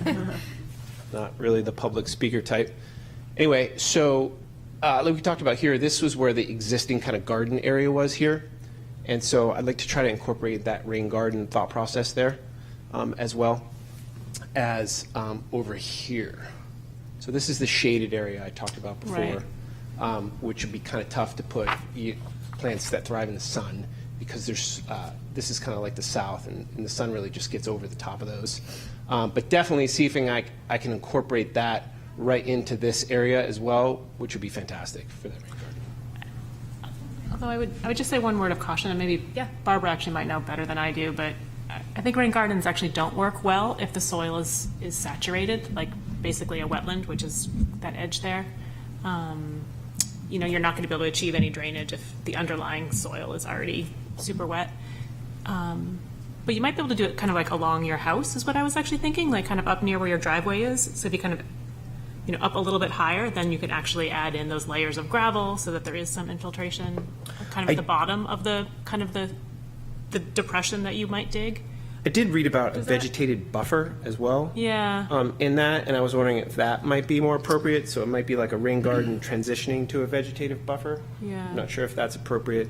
I know Peter also talked in a different presentation about a dry well, which may or may not be. I just don't know if a dry well would work, because I really want to get that rainwater runoff from the roof away from the house.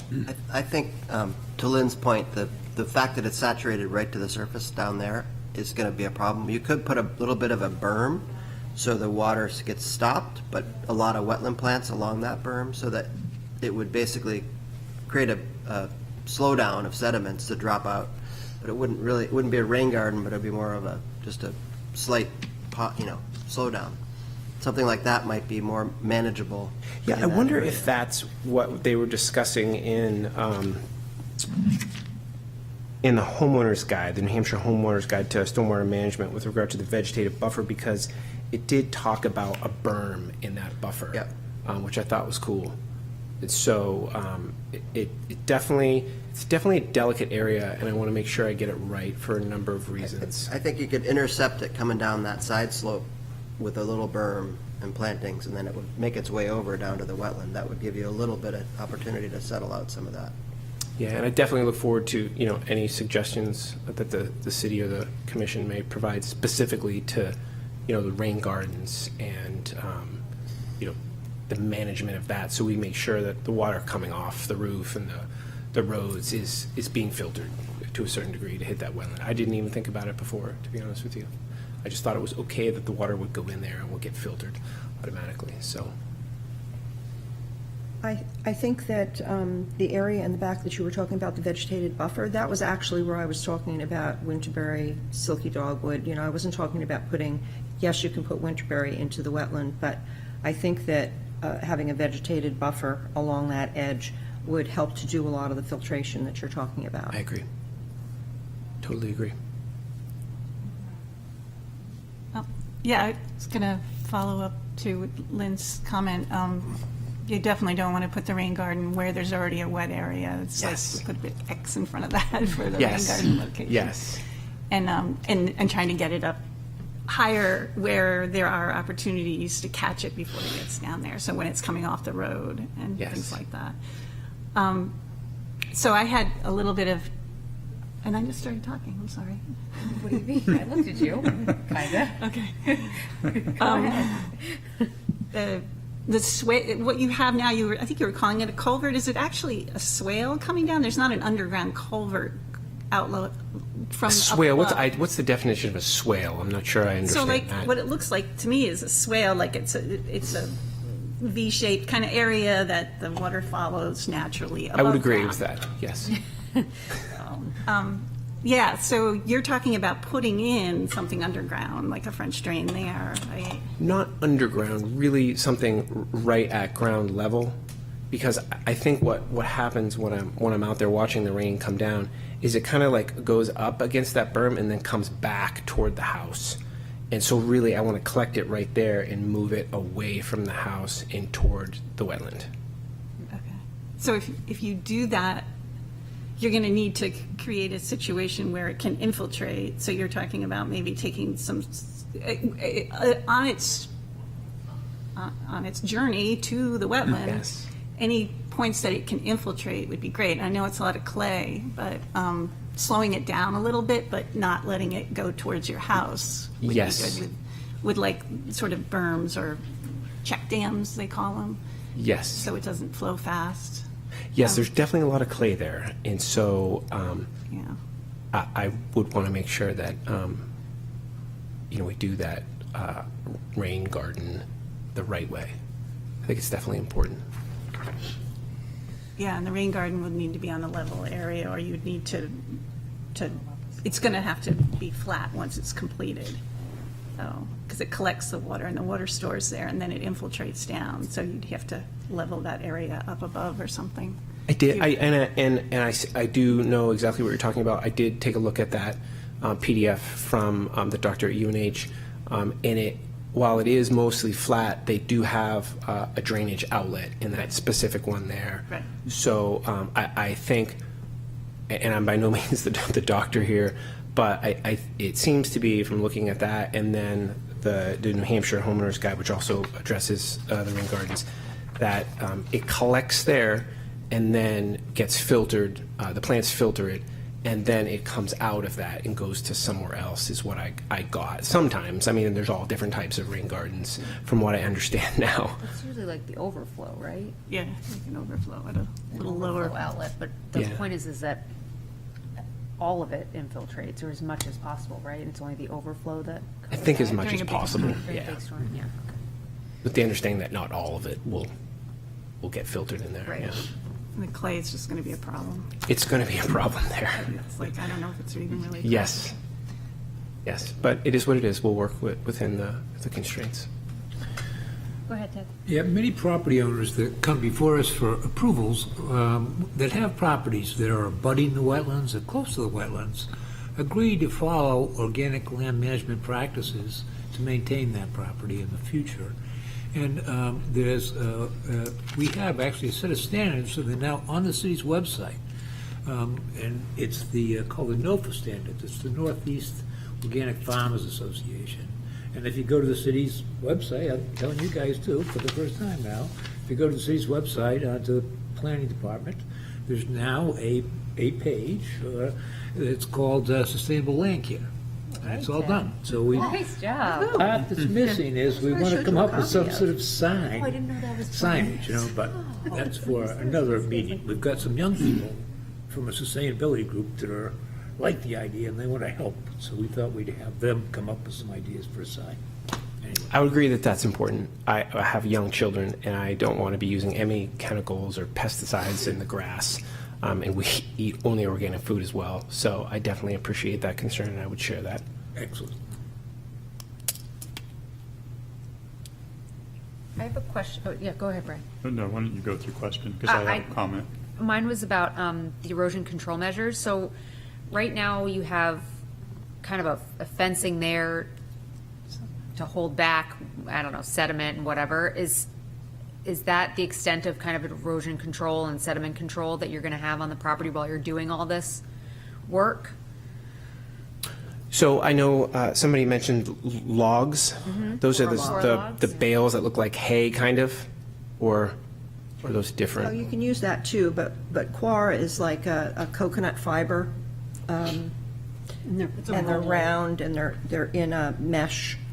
I think you'll really want a silt sock, is what core logs Yeah. are more. Yes, I've seen the silt socks as well. The silt fence that's there is there for obviously a number of reasons, but one of which we had some construction there as well, and we didn't want debris blowing into the wetlands. So it's kind of That's like why a dual purpose. You Yeah. would need that during your construction Yeah, so, period. because the construction workers tend to just tear things off and let them go wherever. So it was a constant battle between, me trying to clean up that, mess and not letting it get into that area. But any recommendations or requirements from the city with regard to, construction in the area, we'd be more than happy to follow. Well, I think silt sock along the edge of the boundary of it, for sure. And that's different from a log that you had talked Yeah, about I earlier. think the core logs are when they talk about like a restoration site where they want to build up sediment or build up material, and it's going to stay there. The silt sock's going to come out when your project's done, or it can grow into it too, depending on, you want to get one that's biodegradable, so, but typically you'd remove that after everything's stabilized. Sure. Go ahead, Brian. I just actually wanted to say quickly that I appreciate your recommendation. The details were good, and it was thoughtful, and I liked that you were receptive to what the group had to say. So if I do that myself when I present to other commissions, and I think it really helps, so I'm appreciative of that, and I just wanted to comment. Thank you. I appreciate your service. I understand this is a voluntary commission, so I appreciate that. Thanks. Go ahead, Barbara. Okay, so I'm going to apologize ahead of time for this. But, because you seem like you really care about the resource and everything on the property, and you seem like a great person to be having this piece of property right on the buffer, or on the wetlands in the buffer.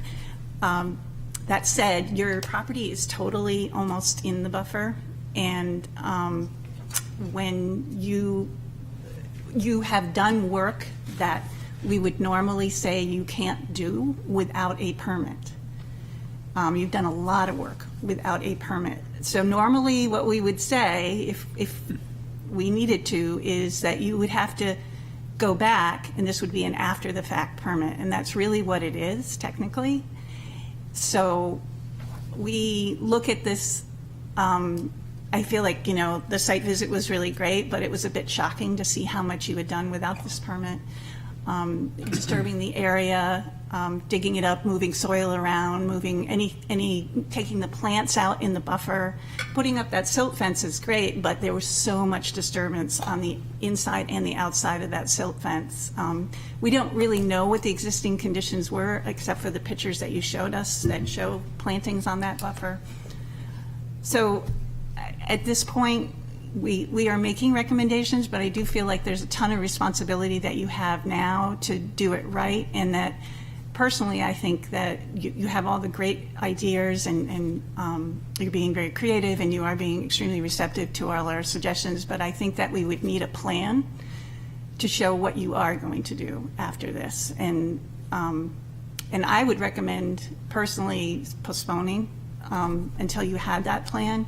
You could even, maybe Peter could say whether or not, normally we do have people draw out a plan, but your photographs, the aerials and your diagrams and everything are great, but we would need to know where you're going to put that rain garden. We would need to know how you're going to construct it, what you're going to do for the BMPs specifically, where you're going to put the silt socks and things like that. BMP. Best management Best practices. management practice, thank you. So. Which is like the silt fencing and the silt sock and that sort of thing. So those are the things that we would need. I don't know how the other commissioners feel, but I just want to say that Excuse me, I didn't hear that comment. Oh, just more specifics. More specifics. Yeah. In response to, what we've had this comments. dialogue back and forth that you've been extremely receptive to. Sure. I'm the property owner, and ultimately I take responsibility for things that happen on the property. I don't, shift blame or make excuses for things. We found a lot of damage to the structure, and it needed to get repaired. It needed to get repaired safely. So we took safeguards that we felt were appropriate at the time. Right. And I'm a new resident to the city, so I don't know all the rules, and that's no excuse either. We're trying to do the right thing. We have a property that we made a considerable investment in, and we're trying to improve the stormwater management for a number of reasons, not only to protect the wetlands, but also to protect our property as well. And so, the stormwater management is unaddressed at this point. And what I don't want to have happen is more damage to the property. Totally. You know, because it already cost a lot of money to repair the damage that was there. Realistically, when, you know, construction takes place, there is a disturbance to the property. I can't control what the construction workers do when I'm not there. I can only hope that the managers are watching them, but, you know, frankly, they don't care about any of that stuff. I'm there like at night on the weekend cleaning up their messes, you know, which I do, and which I did, you know, before we came, so that was a presentable area, you know. Right. And which I didn't know if we should speak to that at all. If you need the contractor to know that we have these local regulations that they need to be aware of, which is their job to do. So, but They don't care. I care, but the contractors don't care. They don't live here in the community. You know, they're looking to move forward and onto the next project. And so it's frustrating as a homeowner, but it's realistic, you know, and we need to move into the property. We've been, you know, paying rent in another location for, you know, 5 or 6 months now, and the property needs to get moved into so that we're not paying, you know, double rent and mortgage. And so, but we need the property to be safe as well. I don't need a flood down there in the basement, you know, when my kids are trying to play. Like I said, the construction workers could not do their job and disconnect the deck from the house safely without, you know, providing a basis for that support. And so that's what took place. I mean, they could have easily just moved all of the soil out of there into another spot, and I said, no, we need to be extremely conservative about this with the objective of protecting the structure, you know, first, and dissuading any further damage to the structure. So, you know, that's my perspective, and I did my best to try to present this. Like I said, I understand the thought process behind the rain garden. I obviously have a lot of time into this proposal.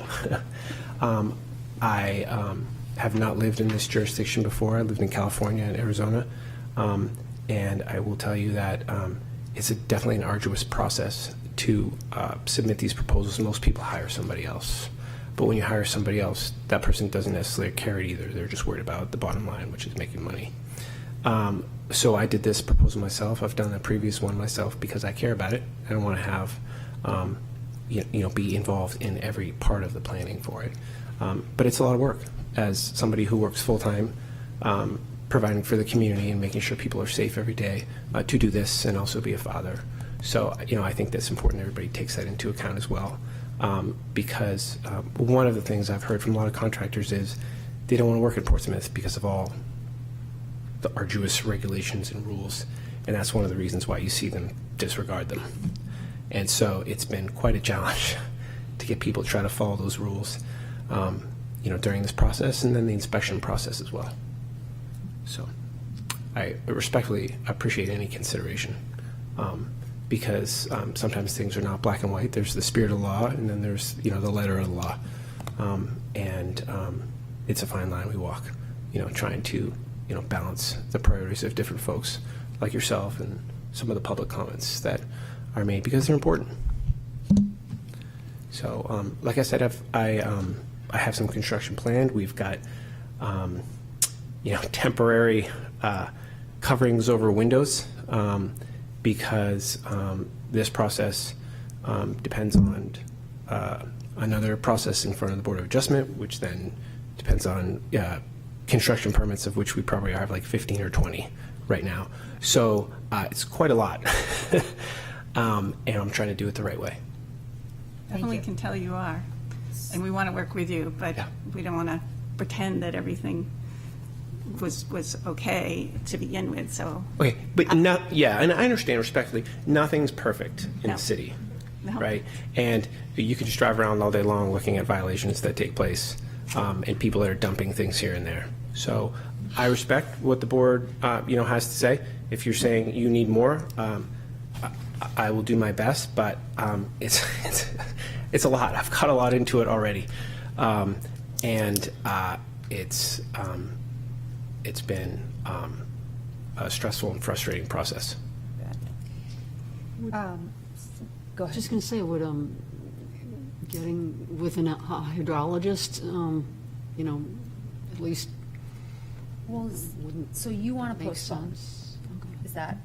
I mean, I'm So fine we don't know having where there everything's be gonna go. stipulations Sorry? to a rain garden, and working with the city I on. think we'll get to that when we'll discuss, we'll do a motion, we'll discuss, and we'll kind of, but we've heard everything, we got everything we needed from you, which is very helpful, and the site walk was very helpful. And now I think we just have to figure out how to go about Sure. the approval process. So are we good with questions for now? Do we want to make a motion? I'll make a motion that we recommend approval of this plan to the planning board. Can I, no, I can't. No, go ahead. No, I'll wait until it's seconded. Okay. Any stipulations with that? I had a couple of them. Yeah, No, sure. the NOFA standards, Right. the silt sock in addition to the silt fence, and then we kind of have to talk about the planting. Yeah. The planting is Plan. in the. Right, well, you And then- see, I don't know if that's something that, again, Peter can look at and approve. Yeah, I guess my feeling is the things he's put forward are fine.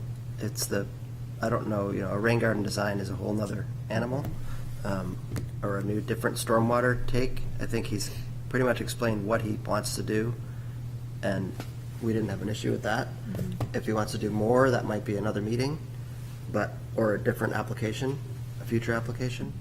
Maybe that's the way to handle it, but you guys can talk about what you think makes sense for that, from that standpoint. Because, I mean, I can understand that he wants to move forward, because, I mean, he's paying 2 mortgages and everything. Yeah. And so that's why I feel like if we can okay what he has here, and then say, Keep on come his back, track.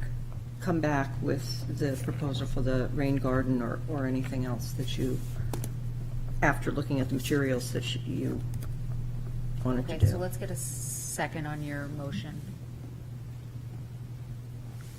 I'll second that. Can we also add the ordinance about the placards denoting the wetland? Placard. Yep, Yeah, I think he has that in there, actually. okay. I think he does too. Okay. Thank you, Jess. Because he talked about having us come out and help him apply them. So, Barbara, since you were the one who was most concerned about the planting plan, what do you think about what he has in there?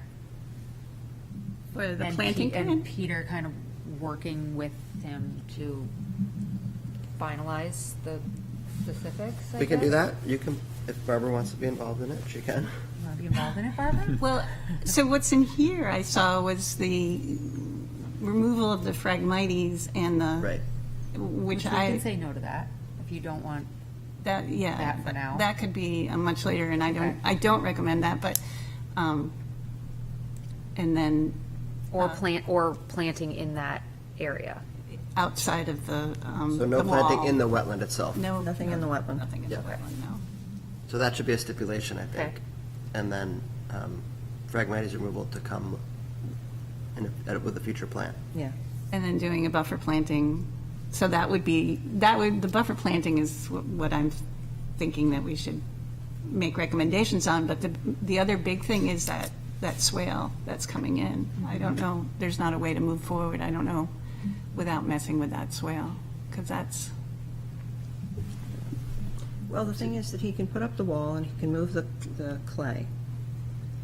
And he's going to be left with a swale there, I believe. The swale's already there, right, coming down? yeah, the swale's already there, it could, but if it just means moving the swale a little bit so that drainage is staying, not eroding, and going away from the house. going away from the house. I think this is also going to be, he's going to do some of this, and it's going to be, well, let's see what happens. What's the water going to do when I've done this? the reaction of the water. Just knowing that, should that happen, you're like, okay, I do need to make some changes. You do need to come back before us to, What are you readdress some of those things that maybe aren't quite functioning how you intended it was going to function. Sure. So that's kind of going back to the Barbara's point of like the after the fact permit, just Yeah, I don't know if erosion is going to be a problem. I haven't seen erosion. or if there's ponding in other areas now that you didn't expect based on what you're going to do. I mean, Yes. there's only so much Yeah, nature definitely that has a happens, way of what's going to happen. of changing things we do. Yes. Yeah. So as long as you're fully prepared to come back to us when you see something that you need to address, I Totally think that would understandable. be very helpful. Yes. when- I yeah. can agree with that. Once you disturb that area, it's going to start to erode. It might, unless it just ponds, but I don't think it will, if you're trying to get it to flow to the wetland. But I almost think don't touch that for now and see what Well, happens. I thought that he was going to put the clay behind the wall, Oh, okay. basically. Okay. And so I think then you need to see what happens. Right. But if he takes the clay out, he'd need to put stone in or something, right? Yeah, Like he planned. right. Was that okay to go forward with that? I thought so. Yeah. That's what I thought, but. Okay. So, Does anyone else have anything else they? It's tough. It's a real hard situation. So can we take a vote on the motion? Yeah, are we, we need to Really? add, Lynn has something. yeah, go I'm ahead. a little confused about what we're proposing here. I mean, there is the French drain gravel-lined culvert along the southeast edge, and my understanding is that you want to improve that and create a much more gravelly. Are we suggesting he take that French drain out of the plan? Or, I think that's still in the plan. okay, Yeah, that's over by the house. I think we're still okay with that. okay, sorry. Nope. It's a little, there's a lot going on. We're not doing anything in the wetland. Nothing We are in the putting in wetland. a vegetated buffer. Right. Between the patio and the, No rain garden. right. No rain garden at this point. At this point. Because of the clay. He's, so he's building the wall, he's moving the clay, he's putting in the French drain, he's doing the buffer Vegetating. planting, and that's it. We'll see if that works, right? Right. See what happens. Yeah, I mean, a rain garden was the suggestion of, Right. of Yeah, other right. folks. I think Right. for now, And maybe. I liked that suggestion, frankly. I thought it was very interesting and resourceful. But if you don't want to do that now, that's. Well, there's I know, a lot of it's I specs think regarding they just need to that. work on the design. Yeah, and before, and placement. Yeah, I mean, I think it's fantastic. If we want to work on the design of the rain garden, great. We can come back, because that really is not part of this proposal this time. So then the only stipulation we would need to add is the do not remove any invasives in the wetland and don't plant in the wetland. At Right, this- just plant in the buffer. Just plant in the buffer. And Peter would Which I don't have a problem with at all. Yeah. You would approve the. Yeah. I'll review a planting plan. So you have to come up with a planting plan that we can review before you plant in the buffer. Sounds fantastic, yeah. So that's location. I mean, only one of the reasons I put that in there is because when I had talked to Peter initially, I was talking about these reeds, and he brought up the fact that they're actually invasive, and I'm like, wow, I didn't even know that. Yeah. Okay, well, if they're invasive, then we should remove them. Yeah. I mean, that's the thought process I would have as, a bystander, right? Invasive has a negative connotation, and obviously you don't want to have that. But if you don't want me to touch the invasive They'd be species, native. that's fine too. They could I be. think for now, They're let's. pretty spread out. let's leave them No, alone. there is a native variety, and those are actually pretty spread out, so. Now, I can't promise that my sons won't grab that and try to pull at it, course they because will. they have, so. They're fun to play with. But they're not out there, all night long doing that, is my point. I'm kidding. So you're clear with what's going on? I guess so. I feel like I need to just say that I feel like we're creating a real disincentive for improving the stormwater practices on a residential property like this. I mean, I'm assuming you're not super eager to start this process all over again to put in a rain garden. So we're sort of putting up a barrier Right. to doing something that's a little bit better. I mean, a gravel French drain that moves the water as quickly as possible into the wetland. There'll be some infiltration, but a rain garden would be a little bit better. I mean, I don't know. I guess. But then we don't have any specs on it, or Yeah. test pit, nothing to determine if it's even appropriate Feasible. where it's going. So Right. then the option would be to postpone and have them come back and do that, and it still might not be Yeah, I'm not inclined to waste money. Ye- the moment? Yeah, I mean, wasting money is a relative And term. time, yeah. Yeah, it's I tricky. It's know. a tricky property. Yeah. I mean, people. Yeah, I'm just put trying to in- improve my property and safeguard it, Yeah. safeguard my investment, and get into the property so I don't have to be homeless with a wife and 3 children Yeah. because we have to be out of our rental. So there's like Understand. a certain time frame. I've already asked for an extension, so. Anybody second? I thought somebody said, yeah, Jess, I think. Jess Oh, seconded. Yes, I think she Yeah. did, yes.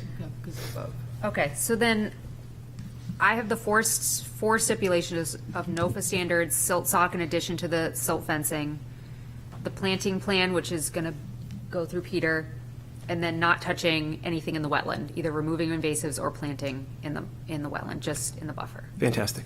Okay. And you said the silt socks? Yes. Silt sock, yep, in addition to the silt fencing. It's already there. Yeah. Is there anything else anybody would like to add before we do a vote? I just was going to say, it would be nice to know what kind of best management practices will need to be done if you're disturbing that area on the right of the house, that where the thing comes down, that there's no erosion that ends up during construction to get into the wetland. So whatever the silt socks are, normally we'd see a plan and it would show the different elevations and where the silt sock should go and all that stuff, so keep that in mind. That's all. I'll shut up. Are we ready for a vote? Okay. Jess? She's still Yes. I probably should Sorry. never do you first because you're like out of the blue. Okay. Lynn's, Have a go. I'm sorry, who's voting? I'm so confused now. I think Abigail's voting this Okay, time. Abigail's voting. Okay, so Ted? Yes. Okay. Lynn? Yes. Abby? Yes. Allison? Yes. Barbara? No. Chair votes yes. Okay. Motion passes. Thank you. Thank you. Have a good evening. Thank you, you too. Thank you very much. Okay. It's past 6. You're at. We have Nobles, and then we have It's 105 after 6 o'clock. Bartlett, I know.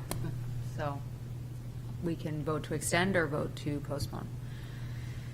Thoughts? Nobles, can I make a suggestion? Mm-hmm. We extend for another 15 minutes or something and do Nobles and let the other guys go, if they're Sure. still here? Because I don't think we want I to. think Bartlett's going to take a long time. Got a lot to cover. All right, does someone want to make a motion to that effect? I'll make a motion to That we extend postpone, the actually. meeting for 15 minutes. Do we want to postpone Bartlett now? Sure, they can go home. Because I don't think we're going to, we're not going to make it unless we extend further. I'll make a motion that we postpone the Bartlett application until the next meeting. Second? Ted? Okay. Roll call vote. Jess? Yes. Ted? Yes. Lynn? Yes. Abby? Allison? Yes. Barbara? Yes. Chair votes yes. Okay. Sure. There. He's right there. Oh, he's right there. He's heard. Oh. It's not happening. Well, what, No. Way it goes. Yeah. Are we extending? I'm sort of missed what the plan is besides postponing Bartlett. to another 15 15 minutes. Okay. Gotta talk fast. Yeah. Yeah, I'll go quick. Okay. Thank you, guys. Appreciate that very much. My name is Mike Street with CP Management on behalf of Nobles Island Condo Association. Thanks for coming out last week in the cold, windy day at Nobles Island. Appreciate it. So Nobles Island, just looking to replace the existing decks on the back of buildings A, B, and C right along the water there. They're cantilever decks now. We're looking to put in raised decks. So you saw the steel beams that are rotting out underneath the cantilever decks now. Trying to maintain those in the future means sandblasting next to the water, painting, coating the steel. Doesn't solve the association's problem with the beams kind of heaving up underneath the backsliding doors, which creates an egress issue for the commercial units. So just looking to replace those with just raised decks. And you have the plans from for those. And if you have any questions, let me know. Oh, sorry. I didn't Plantings of any kind. Yeah, we are happy to plant. We're happy to plant, and if you guys want to submit plant suggestions to us, we're happy to plant whatever you guys would like to see there, if it means approval of the project. And I mean, I think where we're thinking is in front of all those decks, and I guess I don't know what the soils are like there, how deep soils go. I mean, have things tried to be planted there before?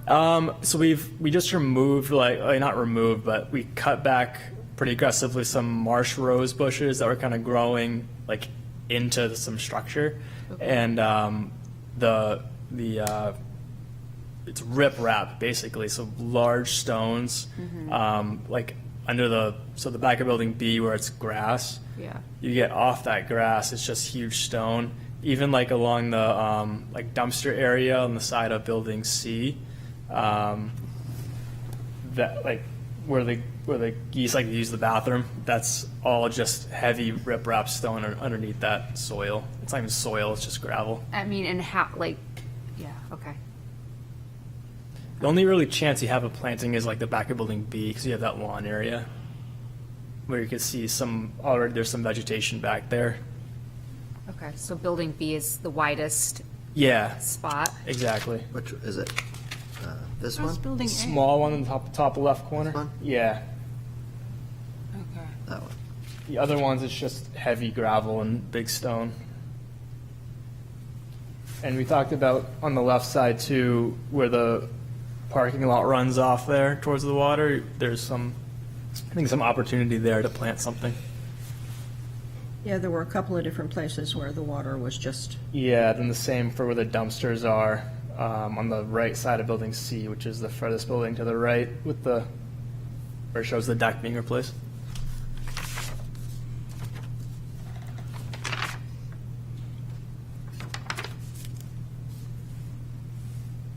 Other questions? no, good. What do you do to maintain this property?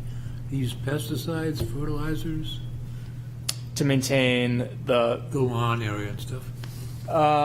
No, we just have the irrigation, and we don't put any sort of broadleaf weed control or any sort of thing like that. Just there's really not a whole lot of lawn on the property, so we don't really put money into maintaining it. It's behind the buildings where it is, and nobody sees it. Well, many people that abut wetlands that come before us agree to follow organic land management practices. There's a lot of options, you don't have much to manage there, but Yep. they usually agree to the Northeast Organic Farmers Association manual, and it's very flexible. You know, there's a lot of things you could do. Okay, gotcha. Any question? Go ahead. So this was you, actually, Abigail, that noticed the rat bait. Yeah, I was going to put that as a stipulation, but I can mention it now. There are a whole lot of rodenticides underneath the decking. With the new format, new construction, can you do a mechanical of keeping rodents out? And which I know there are those. So you could go with the mechanical version and get rid of all those. There must have been 10, 15 boxes of rodenticide, and get rid of them. Okay. Like ASAP. That would be a stipulation for me voting yes on this. Also, have you thought of getting rid of some more of the lawn? Not just where we've mentioned with the drainage, but planting in front of the decking would just it'd be lovely instead. I know you have to access underneath probably, after the construction obviously, but underneath, once it's new, you probably don't need to do that much. Right. And you could plant some really lovely, wetland appropriate plants, native wetland appropriate plants, and get rid of that lawn, and then you don't have to mow it either. And then you don't have the debris going in to the wetlands, but you also aren't paying somebody to, and people don't have to listen to the mower because it's 9 to 5, and Yeah. So anyway, just thoughts. Yeah, I mean, I Nothing- think that I wouldn't put as a stipulation, but I thought maybe as a recommendation. Yeah, I think it's a good idea. Bayberry Company takes care of the landscaping there. I don't know if you're familiar with them. but I think they're big into stuff like that. So they do landscape design work, and they like to do native species. So I'm happy to talk to Justin about what we can do there to kind of put in some plantings along the backs of those decks to kind of create a buffer between the water and the decks. So, grab trash before it goes into the water, stuff like that. It Yeah. also hold the soil better with those big rock walls. Yeah. Then, I mean, grass is okay, but it'll just catch more water Yeah. anyway, so, yeah. That's all I had to say on it. But thank you, yeah, I didn't know whether to mention it here or as a stipulation, so. Any other questions? Yeah, I was wondering, what did we suggest with those two places where the pavement was sort of eroding because the water was coming off the pavement? What were we thinking about those? Because I mean, I think that those are two places where it just runs. Yeah. Do you know what we're talking about? I do. Yeah. Do you have any ideas for? You guys had mentioned like, I forget what you called it, but like something to kind of filter the water through it. A little. Is it a rain garden? Like a little basin that you put some plants in and appropriate soil to like let the water infiltrate. Yeah, I mean, that's easy. We can definitely do that. And I heard the word spec going around for that. So if you have one of those, I'm happy to review that. Yeah, it can be challenging. Yeah. It's a tight space there, and they're not going to be able to handle the volume very well, maybe, but I think it's worth looking at. Do you have another suggestion, Peter? Other than like silt sock at the edge of that, or some kind of, again, some kind of something to slow the water down, or redo all your stormwater on the whole site. Okay, Yeah, never I mean, mind, Peter. I could work with you to look at a rain garden approach there. Sure. And we could look at some designs, and if we can get someone to help. But I just don't know if there's enough room. Right. I know. Yeah. To be most effective, Would might mean the French removing drain some pavement. But Would a French drain or Yeah. something be appropriate? Could, I don't you know. could, or maybe Still porous just pavement. drain still. Okay, I didn't know, something, okay. Maybe a stone, I mean, there could be a stone infiltration at the edge, I suppose. Okay, I guess that's what I That was would thinking. probably be best, I think, because it's such a small area. Just maybe take out a little bit of pavement, and then take out a little of the soil behind it. Yep. And then go down like a foot or two. Yep. With stone, so it goes into that instead of going right over Yeah. the Yeah, bank. we can definitely do that. That's easy. And then you get riprap there already, so Yeah. it's a pretty easy transition at that point. All right. Depends who you talk to and who you put them in. So, All right. Any other questions before we do a motion? Someone like to make a motion? Allison? I'll make a motion that we recommend approval of this project with the stipulations that follow NOFR standards, that we rodent poison to mechanical. Yeah. right, move from poison to mechanical traps for rodents, that we do infiltration at the two places, outfalls of the water, and some plantings along the bank that To replace grass. can be planted. Second? Also, Barbara? sorry. Okay. Discussion? Can I just ask about are we having them consider plantings to replace grass, or are you just No, requiring it? we're saying that behind B, which it has an area where the grass can be replaced, that we put Provide a plantings there. planting area, because the planning board's going to want to know too. Yep. Behind building B.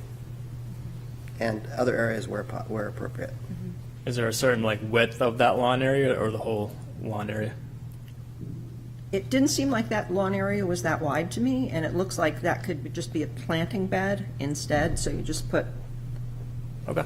Allowing some access points or Yeah. something. Yeah. So a big planting bed in that area. Yeah. Okay. Yep. Okay. Any more discussion? Good? Ready for a vote? Okay. Jess? Yes. Ted? Yes. Lynn? Yes. Abby? Yes. Allison? yes. Barbara? Yes. Chair votes yes. Motion passes. Awesome. Thanks so much, guys. Thanks for Appreciate it. sitting. Thanks. Thank you. Thanks for staying longer. Appreciate it. Likewise. Earth Day. Did you guys Earth Day? Yeah. we need to- We finalized a stewardship event on the 22nd. That's being sponsored by the Conservation Commission. April 22nd, 9 to noon, Great Bog Trail with the entrance at Heather Lane, which is off of Buckminster. Yep. Yep. And anyone that wants to come, we'd love your help. Bring whatever you have, pruners, definitely boots. It's wet out there. Whatever, to clear the trail and, clean up. What was that Yeah, if time you have again? hand tools like loppers or hand pruners or What was things that like time that. again? 9 to noon. 9 to on the noon on the 22nd, 22nd. Saturday. 22nd. And we're having a sustainability fair the night before from 4 to 7. That's going to be at the Connie Bean. And Jess is the one that's really organized it. But Conservation Commission is going to have a table. So if you want to come and represent, please feel free. Lynn and I are going to be available and at the table. And we have a bunch of, not handouts, we're trying to do things that you can find at websites, and I put together a PDF basically that has links to the different QR places codes. that you can get and QR codes so that you can go to the specific site for what you want. That's what the applicant for Odiorn Point was referring to, that Kate had sent him that thing that I put together, so. Jess, is there anything else you want to add? No, just please spread the word. We have over 30 organizations coming, but Connie Bean's pretty full. We have snacks, and the weather looks like it's going to be good, so we'll have music outside and activities for all ages, so please come. And we have free seed packets for anybody that were donated to us by Prairie and Moon Nursery. And we're going to hopefully take a picture of everybody that comes to volunteer so I can send it to them and prove to them that we actually did have an Earth Day. How is this being advertised? This event? It's supposed to be in the newsletter for the city of Portsmouth. I think Brian put it on the It went to the Facebook page. And we put flyers up. One's in the library. And then also at the event, the Friday night before, it'll be heavily advertised. so. All right, let us know if you know of more avenues. And Lynn's bringing in weed wrenches, which is awesome. 2 weed wrenches. Oh, great. Yeah. Great. So And no I have a loppers. call into Public Works to get that tree out at the bottom of the hill and some All